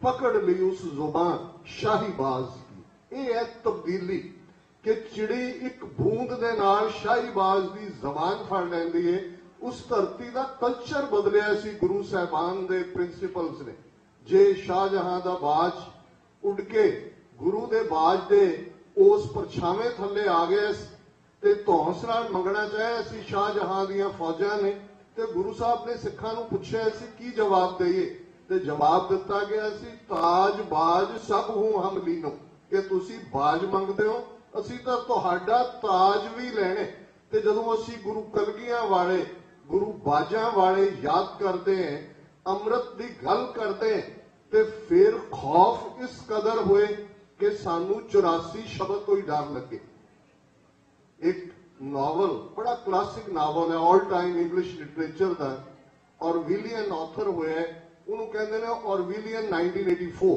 ਇਹ ਉਸ ਕਲਾਸਿਕ ਨਾਵਲ ਦਾ ਨਾਮ ਹੈ उन्हें कई दहाके पहला लिखा 1984 तो बड़ा हुण भी तुसी गूगल सर्च करोगे ऑरविलियन 1984 क्लासिक ऑफ ऑल टाइम्स तो उस ऑरविलियन 1984 च ऑरविलियन ने कहा कि 1984 च की होएगा ते एक टर्म उन्हें यूज की सूडो स्पीक का मतलब है कि क्लेम करो सत्यमेव जयते ते वर्तारा करो कूड़ फिरै प्रधान वे ला लो लोकां नूं उकसाओ कि बहादुर बनो खलोवो ते आप 84 शब्द तो ही डरी जाओ हुण ये जिहड़ा ऑरविलियन सूडो स्पीक है ये तुहानूं चार चफेरे नजर आते मैनूं याद है जदों असीं टीवी चैनल 3 साल पहला शुरू करने का इरादा किया ना बहुत सारे तजवीज़ होए टीवी 84 रखण का जिक्र होया बड़े बड़े जिम्मेवार जिहड़े झंडा बरदार भी ने खालिस्तान दे ओह कहण लगे ਤੁਸੀਂ 84 ਰੱਖੋਗੇ ਐਡਵਰਟਾਈਜ਼ਮੈਂਟ ਕੌਣ ਦੇਗਾ ਤੁਹਾਨੂੰ ਤੁਹਾਡੇ ਚੈਨਲ ਤੇ ਕੌਣ ਆਏਗਾ ਜਿਹੜਾ ਇੰਟਰਵਿਊ ਦੇਗਾ ਉਹ ਵੀ ਜਾ ਨਹੀਂ ਸਕੇਗਾ ਵਾਪਸ ਲੇਕਿਨ ਅਸੀਂ ਸਭ ਦੇ ਕੰਸੈਂਸਸ ਦੇ ਨਾਲ ਇਹ ਫੈਸਲਾ ਲਿਆ ਕਿ ਜਿਸ ਨੂੰ 84 ਤੋਂ ਡਰ ਲੱਗਦੇ ਉਸ ਦੀ ਬ੍ਰਾਹਮਣ ਦੀ 84 ਵੀ ਕੱਟੀ ਨਹੀਂ ਜਾਣੀ 84 ਦਾ ਬੜਾ ਸਿਗਨੀਫੀਕੈਂਸ ਹੈ ਮੈਂ ਕਈ ਵਾਰ ਦੇਖਦੇ ਜੇ ਗੁਰੂ ਅਮਰਦਾਸ ਜੀ ਨੇ 84 ਪੌੜੀਆਂ ਵਾਲੀ ਬੌੜੀ ਬਣਾਈ ਤੇ ਗੱਲ ਔਰ जप जी के पाठ की गल हुंदी है ये 84 बनाई इस लई सी कि ब्राह्मणवाद की 84 कट्टी ताई जाएगी जदों जप जी के नाल सिख जुड़ेगा पर ये 84 चंबड़ी हुई है 84 खौफ भी है 84 ब्राह्मणवाद भी है 84 तो अज वो डरन वाले भी ने जिहड़े 84 भुल्लण की गल करते हैं आ पटियाले का राजा लाल मौली का धागा बन के घरवाली नाल पटियाले जो दशहरा शुरू होंगे बैठा होंगे उद्घाटन कर ते हुण ओह सलाह दे रहे सिखां नूं कि जी आ जून 84 भुल जाओ इसकी लोड़ नहीं है वो मैं कहा सैकड़ियां साल हो गए रावण कोई होया कि नहीं होया तुसीं हर साल बाद उहदे भरावां दा बुत फूकदे हो इन्हां रावण नूं साड़न वालियां नूं तूं ही कह दे कि भाई भुल जाओ बथेरे तुसीं जिहड़े रावण फूक रहे अज तुहाडे 1 बिलियन 300 मिलियन च इन्ने क रावण ने आ कहानी तुसीं सुणी है उन्हां रावणां दी ਉਹ ਨਿਰਭਇਆ ਦੀ ਕਹਾਣੀ ਜਾਂ ਕਿਸੇ ਇੱਕ ਦੀ ਕਹਾਣੀ ਨਹੀਂ ਉਹਨਾਂ ਰਾਵਣਾ ਦੀ ਕਹਾਣੀ ਨੂੰ ਜਿੱਥੇ ਸ਼ੰਕਰਾਚਾਰੀਆ ਜਸਟੀਫਾਈ ਕਰਦਾ ਹੋਵੇ जिथे मोहन भागवत कहना होए कि जी ये हमारे भारत में ऐसा नहीं होता है, ये ग्रामीण भारत नहीं है, ये तो शहरी भारत है। जिन्हों शंकरा वर्गे जस्टिफाई करते होण जिहदा आधार मनु सिमरती होए और रावण तुहानूं सदियां तो नहीं भुलिया, झूठा सच्चा उहनूं साड़ी जाने हो ते सिखां नूं तुसीं सलाह दे रहे हो कि जून 84 भुल जाओ। पर तुसीं की करोगे इस नस्ल दा ਜਿਹੜੀ कि सिखी बाणे सिखी पहरावे सिखी गल करके ਇਸ ਸਾਰੇ ਨੂੰ ਪਾਸਟ ਦਾ ਚੈਪਟਰ ਹੀ ਨਹੀਂ ਬਣਾਉਣਾ ਚਾਹੁੰਦੇ, ਇਹਨੂੰ ਕਾਲਾ ਦੌਰ ਕਹਿੰਦੇ ਨੇ। ਮੈਨੂੰ ਬਹੁਤ ਦੁੱਖ ਹੁੰਦੇ ਕਈ ਵਾਰ ਆਪਣੇ ਵੀ ਕਈ ਐਡਰੈਸ ਕਰਨ ਲੱਗਿਆ ਬਲੂ ਸਟਾਰ, ਉਹ ਮੈਂ ਕਿਹਾ ਇਹ ਦੁਸ਼ਮਣ ਦਾ ਦਿੱਤਾ ਨਾਂ ਹੈ। ਤੁਹਾਡੇ ਗੁਰੂ ਨੇ ਨੀਲੇ ਬਾਣੇ ਵਾਲਾ ਉਹ ਖਾਲਸਾ ਪੈਦਾ ਕੀਤਾ, ਪ੍ਰਗਟ ਕੀਨੋ ਖਾਲਸਾ ਨਿਲੰਬਰ ਧਾਰਾ, ਅੰਬਰ ਕੱਪੜਿਆਂ ਨੂੰ ਕਹਿੰਦੇ ਨੇ। ਉਹ ਖਾਲਸਾ ਜਿਸ ਦਾ ਨੀਲਾ ਬਾਣੇ, ਤੁਸੀਂ ਬਾਹਰ ਦੇਖਦੇ ਹੋ ਸਜੇ ਫੱਬੇ ਸਿੰਘ ਸਿੰਘਣੀਆਂ ਬਾਣੇ ਦੇ ਵਿੱਚ ਇੱਕ ਵਾਰ ਸਿਰ ਝੁਕ ਜਾਂਦੇ। ਬਾਅਦ ਚ ਕੌਣ ਕੀ ਹੈ ਬਾਅਦ ਦੀ ਗੱਲ ਹੈ, ਜਾਂ ਕੀ ਨਿਕਲਦਾ ਕੌਣ। ਤੇ ਜਿਸ ਬਾਣੇ ਦੇ ਨਾਲ ਨੀਲੇ ਦਾ ਸ਼ਾਹ ਸਵਾਰ ਦੀ ਸਾਡੀ ਯਾਦ ਹਮੇਸ਼ਾ ਸਾਡੇ ਅੰਦਰ ਪੁੜੀ ਹੋਏ। ਗੁਰੂ ਅਰਜਨ ਸਾਹਿਬ ਦੇ ਸ਼ਹੀਦੀ ਦਿਨ ਦੇ ਮੌਕੇ ਟੈਂਕਾਂ ਤੋਪਾਂ ਨਾਲ ਹਮਲਾ ਹੋਏ, ਕੋਡ ਨੇਮ ਉਹਨਾਂ ਨੇ ਰੱਖਿਆ ਹੋਇਆ ਬਲੂ ਸਟਾਰ, ਕਿ ਤੁਹਾਨੂੰ ਨੀਲੇ ਵਾਲਿਆਂ ਨੂੰ ਦਿਨੇ ਤਾਰੇ ਦਿਖਾਣੇ ਨੇ ਤੇ ਤੁਸੀਂ ਬੇਸ਼ਰਮ ਹੋ ਕੇ ਉਸ ਨੂੰ ਰਿਪੀਟ ਕਰ ਰਹੇ ਹੋ। ਔਰ ਇਹ ਐਵੇਂ ਨਹੀਂ ਹੈ ਕਿ ਉਹਨਾਂ ਨੇ ਬਲੂ ਸਟਾਰ ਰੱਖੇ। ਜਦੋਂ ਪਹਿਲੀ ਵਾਰ ਨਿਊਕਲੀਅਰ ਧਮਾਕਾ ਇੰਦਰਾ ਗਾਂਧੀ ਨੇ 1974 ਚ ਪੋਖਰਾਨ ਚ ਕੀਤਾ, ਉਹਦਾ ਕੋਡ ਨੇਮ ਸੀ ਸਮਾਈਲਿੰਗ ਬੁੱਧਾ। ਹੁਣ ਬੁੱਧ ਅਹਿੰਸਾ ਪਰਮੋ ਧਰਮਾਂ 'ਚ ਯਕੀਨ ਰੱਖਦੇ, ਕੰਪੈਸ਼ਨ 'ਚ ਯਕੀਨ ਰੱਖਦੇ, ਪਰ ਬੁੱਧ ਨੂੰ ਕਦੇ ਮਾਫ ਨਹੀਂ ਕੀਤਾ ਇਹਨਾਂ ਨੇ, ਕਿਉਂਕਿ ਬੁੱਧ ਨੇ ਬਨਾਰਸ ਖਲੋ ਕੇ ਕਿਹਾ ਸੀ ਮੈਂ ਬ੍ਰਾਹਮਣ ਕੋ ਨਹੀਂ ਮਾਨਤਾ, I don't agri with the ਬ੍ਰਾਹਮਣ। ਔਰ ਸਾਰਾ ਬੁੱਧ ਦਾ ਥਾਟ ਅੱਜ ਰੋਹਿਤ ਵਰਮੂਲਾ ਜਿਹਨੂੰ ਮਾਰੇ ਔਰ ਆਤਮਘਾਤ ਬਣਾਇਆ ਹੈਦਰਾਬਾਦ ਉਸ ਤੇਲੰਗਾਨਾ ਯੂਨੀਵਰਸਿਟੀ 'ਚ, ਉਹਦਾ ਭਰਾ ਤੇ ਮਾਂ 2 ਦਿਨ ਪਹਿਲਾਂ, ਕਿਉਂਕਿ 14 ਅਪ੍ਰੈਲ ਦਾ ਦਿਨ ਡਾਕਟਰ BR ਅੰਬੇਦਕਰ ਦਾ ਬਰਥਡੇ ਵੀ ਹੈ, ਇਸ ਵਾਰ 125ਵਾਂ ਉਹਨਾਂ ਦਾ ਜਨਮ ਦਿਨ ਹੈ। ਇਸ ਦਿਨ ਦੇ ਮੌਕੇ ਵਰਮੂਲੇ ਦਾ ਭਰਾ ਤੇ ਮਾਂ ਬੁੱਧ ਧਰਮ 'ਚ ਜਾਂਦੇ ਨੇ ਕਿ ਅਸੀਂ ਹਿੰਦੂ ਨਹੀਂ ਮਰਨਾ ਚਾਹੁੰਦੇ, ਪਰ ਉਸ ਬੁੱਧ ਨੂੰ ਜਿਹਦੇ ਧਰਮ ਦਾ ਸਫਾਇਆ ਕਰ ਦਿੱਤਾ ਬ੍ਰਾਹਮਣ ਨੇ ਨਹੀਂ ਮੁਆਫ ਕੀਤਾ, ਉਸ ਬੰਬ ਧਮਾਕੇ ਦਾ ਨਾਂ ਹੀ ਸਮਾਈਲਿੰਗ ਬੁੱਧਾ ਰੱਖੇ। ਪਰ ਇੱਥੇ ਗੱਲ ਮੁਕਾਈ ਨਹੀਂ। 1998 ਚ ਉਹਦਾ ਇੰਦਰਾ ਗਾਂਧੀ ਨੇ ਰੱਖਿਆ, 1974 ਚ 1998 ਚ ਜਦੋਂ ਅਟਲ ਬਿਹਾਰੀ ਵਾਜਪਾਈ ਦੇ ਵੇਲੇ 5 ਫੇਰ ਨਿਊਕਲੀਅਰ ਧਮਾਕੇ 24 ਮਈ 1998 ਨੂੰ ਉਸੇ ਹੀ ਪੋਖਰਾਨ ਦੇ ਉੱਤੇ ਕੀਤੇ, ਉਹਦਾ ਕੋਡ ਨੇਮ ਸੀ ਲਾਫਿੰਗ ਬੁੱਧਾ। ਇਹ ਸਿੰਬੋਲਿਜ਼ਮ ਹੈ। ਜੇ ਸਾਨੂੰ ਸਮਝ ਨਹੀਂ ਆਉਂਦਾ, ਹੁਣ ਜੇ ਇੱਕ ਸਿਰੇ ਤੋਂ ਦੂਸਰੇ ਸਿਰੇ ਤੱਕ ਕਹਿੰਦੇ ਨੇ ਜੀ ਭਾਰਤ ਮਾਤਾ ਕੀ ਜੈ ਕੋ, ਕੋਈ ਕਹੇਗਾ ਜੀ ਕੀ ਫਰਕ ਪੈਂਦਾ, ਅਸੀਂ ਵੀ ਤਾਂ ਮਾਤਰੀ ਭੂਮੀ ਤੇ ਫਰਾਣੀਆਂ ਭੂਮੀਆਂ ਕਹਿੰਦੇ। ਗੱਲ ਇਹ ਨਹੀਂ ਹੈ, ਗੱਲ ਤੁਹਾਡੀ ਉਸ ਟੈਂ ਨੂੰ ਮੁਕਾਉਣ ਦੀ ਹੈ, ਗੱਲ ਤੁਹਾਡੀ ਅਣਖ ਨੂੰ ਮੁਕਾਉਣ ਦੀ ਹੈ। 1000 ਸਾਲ ਜੁੱਤੀਆਂ ਖਾਂਦੇ ਰਹੇ ਨੇ, ਜਿਹੜਾ ਆਉਂਦਾ ਸੀ ਇੱਕ ਸਿਰੋਂ ਦੂਜੇ ਸਿਰੇ ਤੱਕ ਚਲਾ ਜਾਂਦਾ ਸੀ। ਕੀ ਫਰਕ ਪੈਂਦਾ ਸੀ? ਉਦੋਂ ਲੋਕ ਨਿਆਣੇ ਨਹੀਂ ਸੀ ਜੰਮਦੇ, ਉਹਨਾਂ ਦੇ ਵਿਆਹ ਨਹੀਂ ਸੀ ਹੁੰਦੇ, ਕਾਰੋਬਾਰ ਨਹੀਂ ਸੀ ਹੁੰਦੇ, ਚੱਲੀ ਜਾਂਦਾ ਸੀ। ਦਿੱਲੀ ਈਸ਼ਵਰੋ ਬ੍ਰਾਹਮਣਾਂ ਨੇ ਸ਼ਲੋਕ ਘੜ ਲਿਆ ਕਿ ਦਿੱਲੀ ਦਾ ਬਾਦਸ਼ਾਹ ਹੀ ਰੱਬ ਹੈ। ਲੇਕਿਨ ਗੁਰੂ ਨਾਨਕ ਦੀ ਉਹ ਸੋਚ ਸੀ। ਅੱਜ ਸਾਨੂੰ ਸੱਚ ਦਾ ਉਪਦੇਸ਼ ਦੇਣ ਵਾਲੇ ਆਪ 84 ਤੋਂ ਡਰ 84 ਖੌਫ ਜ਼ਦਾ ਕਰੇ, ਤੇ ਗੱਲ ਉਸ ਗੁਰੂ ਨਾਨਕ ਦੀ ਅਸੀਂ ਕਰੀਏ ਜਿਹੜੀ ਸੱਚ ਕੀ ਬਾਣੀ ਨਾਨਕ ਆਖੇ, ਸੱਚ ਸੁਣਾਏ ਸੀ, ਸੱਚ ਕੀ ਬੇਲਾ ਦੀ ਗੱਲ ਕਰਦੇ। ਸੋ ਗੱਲ ਜ਼ਾਹਰ ਹੈ, ਸਾਨੂੰ ਇਹ ਗੱਲ ਸਮਝਣੀ ਪਏਗੀ ਦੁਸ਼ਮਣ ਬਾਤ ਕਰੇ ਅਨਹੋਣੀ। ਦੁਸ਼ਮਣ ਨੇ ਚਾਰੋਂ ਹਥਿਆਰ ਚਾਣਕਿਆ ਨੀਤੀ ਦੇ ਸਾਮ ਦਾਮ ਦੰਡ ਭੇਦ ਉਹ ਉਹਨਾਂ ਨੇ ਝੋਕੇ ਹੋਏ ਨੇ। ਉਹਨਾਂ ਦਾ ਮਿਸ਼ਨ ਹੈ ਨੇਸਤੋ ਨਾਬੂਦ। ਐਵੇਂ ਨਹੀਂ ਅਫਜ਼ਲ ਅਹਿਸਨ ਰੰਧਾਵਾ ਨੇ 9 ਜੂਨ ਦੀ ਕਵਿਤਾ 'ਚ ਕਿਹਾ ਜੂਨ 84 ਦੇ ਹਮਲੇ ਨੂੰ ਕਿ ਇਹਨਾਂ 5 ਸਦੀਆਂ ਦਾ ਵੈਰ ਕਮਾਇਆ। ਇਹ ਵੈਰ ਉਦਣ ਦਾ ਹੀ ਸ਼ੁਰੂ ਹੋਇਆ ਜਿੱਦਣ ਗੁਰੂ ਨਾਨਕ ਨੇ ਪੰਡਤ ਦਾ ਹੱਥ ਫੜ ਲਿਆ ਕਿ ਇਹ ਜਨਾਊ ਜਬਰੀ ਪਾਉਣਾ ਨਹੀਂ ਹੈ। ਬੇਸ਼ੱਕ ਗੁਰੂ ਤੇਗ ਬਹਾਦਰ ਸਾਹਿਬ ਨੇ ਵੀ ਹੱਥ ਫੜਿਆ ਔਰੰਗਜ਼ੇਬ ਦਾ ਕਿ ਇਹ ਜਬਰੀ ਲਾਉਣਾ ਨਹੀਂ ਹੈ, ਪਰ ਇਹਨਾਂ ਅਕਿਰਤ ਕਣਾ ਵੱਲ ਦੇਖੋ। ਤਿੰਨੋਂ ਹੀ ਧਿਰਾਂ, ਤਿੰਨੋਂ ਹੀ ਪਾਰਟੀਆਂ ਦਿੱਲੀ ਦੀਆਂ, ਜੋ ਕੁਝ ਗੁਰਦੁਆਰਾ ਸੀਸਗੰਜ ਦੇ ਬਾਹਰ ਭਾਈ ਮਤੀਦਾਸ ਜੀ ਦੇ ਨਾਂ ਤੇ ਬਣੇ ਪਿਆਊ ਦੇ ਉੱਤੇ ਜੋ ਸਿਆਸਤ ਇਹ ਕਰ ਰਹੇ ਨੇ, ਕਿਸ ਕਦਰ ਅਕਿਰਤ ਕਣਤਾ ਦੀ ਸਿਖਰ ਹੈ। ਇਹਨਾਂ ਤੋਂ ਅਸੀਂ ਇਨਸਾਫ ਮੰਗਦੇ ਹਾਂ, ਇਹਨਾਂ ਤੋਂ ਸਾਨੂੰ ਜਸਟਿਸ ਦੀ ਆਸ ਹੈ। ਅਸੀਂ ਆਸ ਕਰਦੇ ਹਾਂ ਜੀ ਪੰਜਾਬ 'ਚ ਇੱਕ ਪਾਰਟੀ ਨਹੀਂ, ਇਹ ਨਹੀਂ ਉਹ ਨਹੀਂ, ਇਹ ਆ ਜਾਣ, ਇਹ ਤੁਹਾਡਾ ਕਲਿਆਣ ਕਰ ਦੇਣਗੇ। ਹੱਦ ਹੋ ਗਈ ਇੰਨੀ, ਇਸ ਹੱਦ ਤੱਕ ਜ਼ਲਾਲਤ ਦਾ ਅਸੀਂ ਸ਼ਿਕਾਰ ਹੈ ਕਿ ਜ਼ਲੀਲ ਬੰਦਾ ਇਹ ਸਮਝਦਾ ਹੈ ਕਿ ਵੀ ਚਲੋ ਉਹ ਤਾਂ ਸਾਨੂੰ ਡਾਂਗਾ ਮਾਰਦਾ ਹੈ, ਇਹ ਚਲੋ ਡਾਂਗਾ ਨਹੀਂ ਮਾਰਨਗੇ ਚਪੇੜਾ ਮਾਰਨਗੇ ਅਸੀਂ ਸਹਿ ਰਾਂਗੇ। ਕਿਸ ਹੱਦ ਤੱਕ ਅਸੀਂ ਗਿਰ ਚੁੱਕੇ ਹਾਂ, ਡਿੱਗ ਚੁੱਕੇ। ਇਹ ਟੈਂ ਟੁੱਟਣ ਦੀ ਗੱਲ ਹੈ। ਜਦੋਂ ਉਸ ਧਰਤੀ ਦੇ ਉੱਤੇ ਪ੍ਰੋਫੈਸਰ ਪੂਰਨ ਸਿੰਘ ਵਰਗਾ ਮਿਸਟਿਕ ਸ਼ਾਇਰ ਜਦੋਂ ਉਸ ਧਰਤੀ ਨੂੰ ਦੇਖਦਾ ਸੀ, ਉਸ ਨੂੰ ਪੰਜਾਬ ਦੀ ਫਿਜ਼ਾ 'ਚ ਗੁਰੂ ਨਾਨਕ ਦਾ ਉਹ ਸ਼ੇਰ ਆਵਾਜ਼, ਭਾਈ ਗੁਰਦਾਸ ਜੀ ਨੇ ਐਵੇਂ ਨਹੀਂ ਸੀ ਫਰਮਾਇਆ ਕਿ ਸਿੰਘ ਭੁੱਖੇ ਮਿਰਗਾਵਲੀ ਭੰਨੀ ਜਾਏ ਨਾ ਧੀਰ ਧਰੋਆ। ਸਤਿਗੁਰੂ ਨਾਨਕ ਪ੍ਰਗਟਿਆ ਮਿੱਟੀ ਧੁੰਦ ਜਗ ਚਾਨਣ ਹੋਆ। ਕਿ ਗੁਰੂ ਨਾਨਕ ਸ਼ੇਰ ਨੇ, ਸਿੰਘ ਬੁੱਕੇ, ਜਿਵੇਂ ਸਿੰਘ ਬੁੱਕਦੇ ਤੇ ਮਿਰਗਾਂ ਦੀ ਡਾਰ ਭੱਜੀ ਜਾਂਦੀ ਹੈ, ਇਵੇਂ ਗੁਰੂ ਨਾਨਕ ਦੇ ਸਾਹਮਣੇ ਕੋਈ ਕੂੜਾ, ਕੋਈ ਝੂਠਾ, ਕੋਈ ਜੋਗੀ, ਕੋਈ ਝੂਠਾ ਸੂਫੀ, ਕੋਈ ਬ੍ਰਾਹਮਣ, ਕੋਈ ਕਾਜ਼ੀ, ਕੋਈ ਗੁਰੂ ਨਾਨਕ ਦੇ ਸਾਹਮਣੇ ਨਹੀਂ ਟਿਕਿਆ। ਤੇ ਉਹ ਸ਼ੇਰਾਂ ਦੀ ਕੌਮ, ਜਿਸ ਫਿਜ਼ਾ ਨੂੰ ਪ੍ਰੋਫੈਸਰ ਪੂਰਨ ਸਿੰਘ ਨੇ ਪੰਜਾਬ ਦੀ ਉਸ ਅਣਖ ਦੇ ਨਾਲ ਜੋੜ ਕੇ ਦੇਖਿਆ, ਸਿੱਖਾਂ ਦੀ ਗੈਰਤ ਦੇ ਨਾਲ ਜੋੜ ਕੇ ਦੇਖਿਆ, ਉਹਨਾਂ ਦੀ ਕਲਮ ਚੱਲੀ। ਇਹ ਬੇਪਰਵਾਹ ਪੰਜਾਬ ਦੇ ਮੌਤ ਨੂੰ ਮਖੌਲਾਂ ਕਰਨ, ਮਰਨ ਥੀ ਨਹੀਂ ਡਰਦੇ, ਪਿਆਰ ਨਾਲ ਇਹ ਕਰਨ ਗੁਲਾਮੀ, ਜਾਨ ਕੋ ਆਪਣੀ ਵਾਰ ਦਿੰਦੇ, ਪਰ ਟੈ ਨਾ ਮੰਨਣ ਕਿਸੇ ਦੀ, ਖਲੋ ਜਾਣ ਡਾਂਗਾ ਮੋਢੇ ਤੇ ਉਲਾਰ ਕੇ। ਅੱਜ ਲੜਾਈ ਤੁਹਾਡੀ ਟੈ ਤੋੜਨ ਦੀ ਹੈ।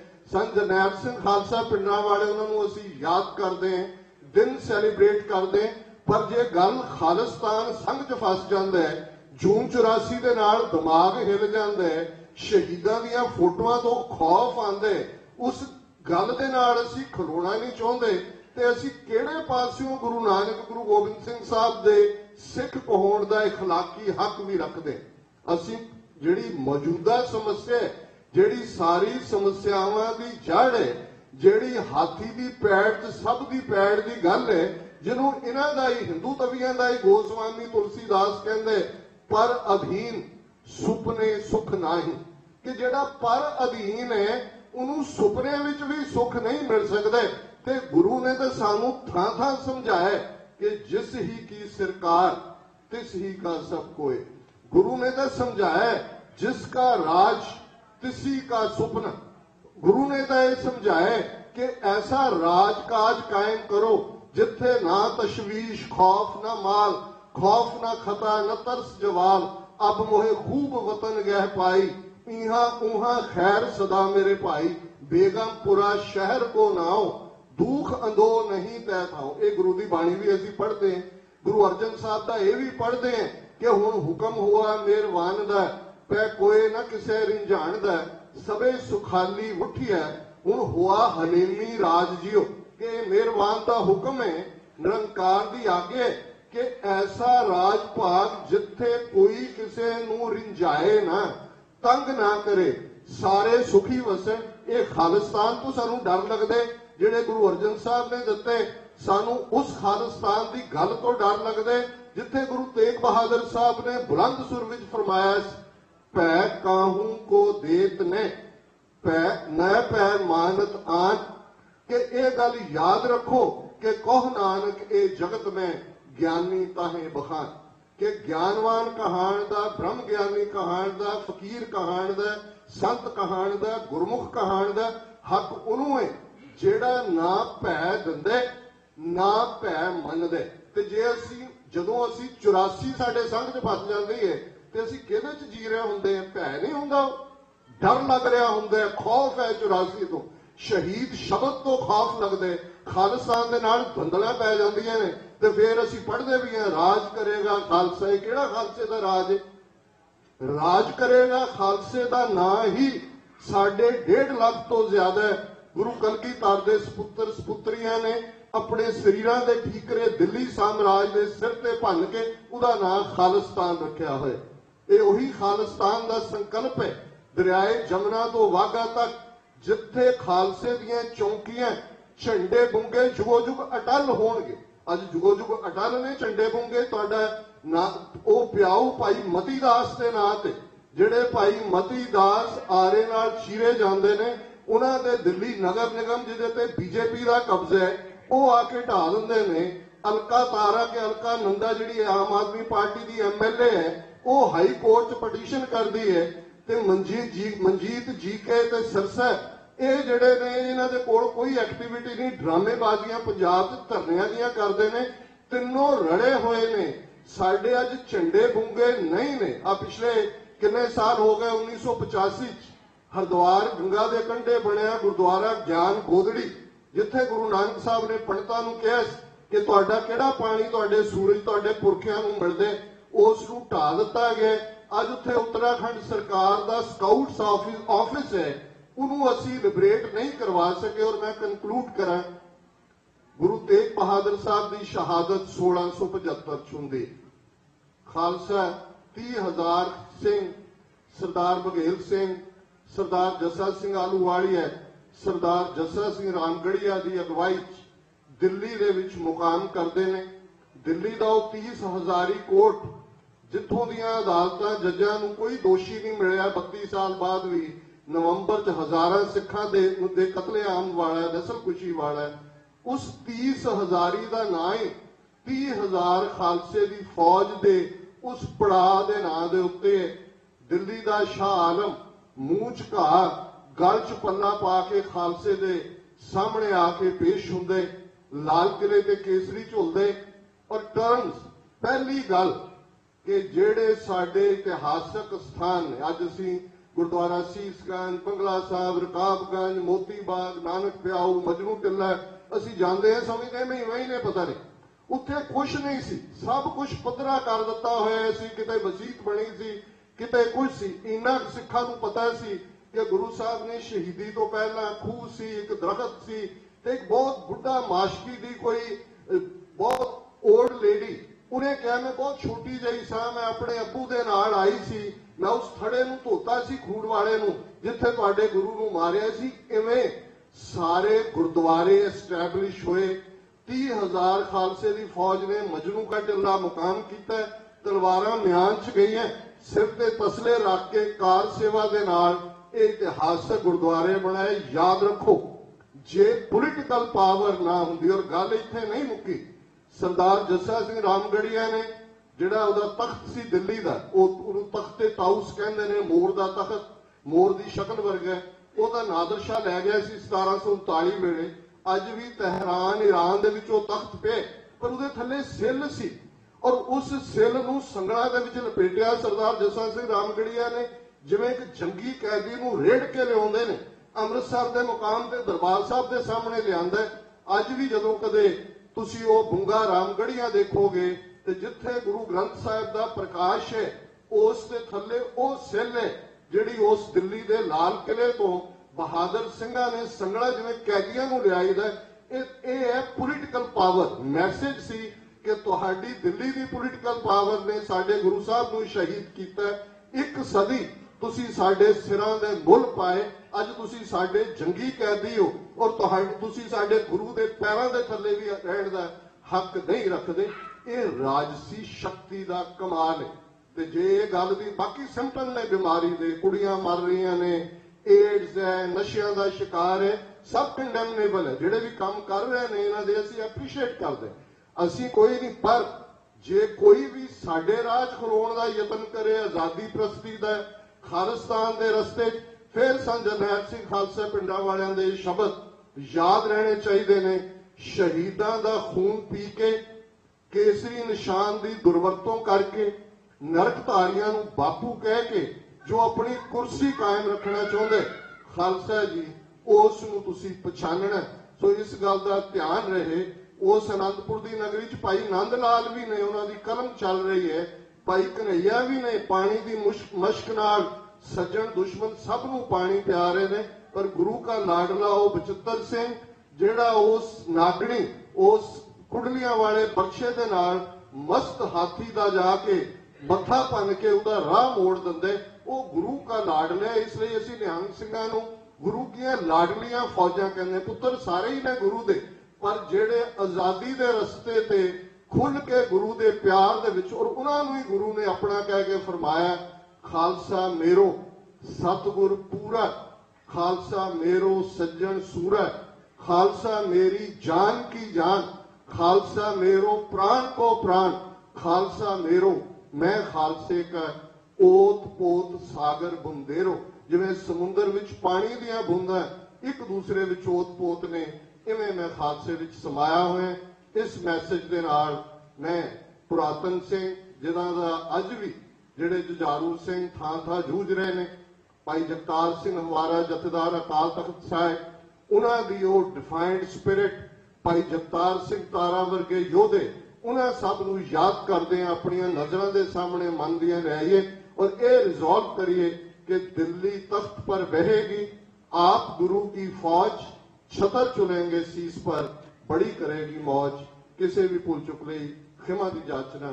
ਵਾਹਿਗੁਰੂ ਜੀ ਕਾ ਖਾਲਸਾ ਵਾਹਿਗੁਰੂ ਜੀ ਕੀ ਫਤਿਹ।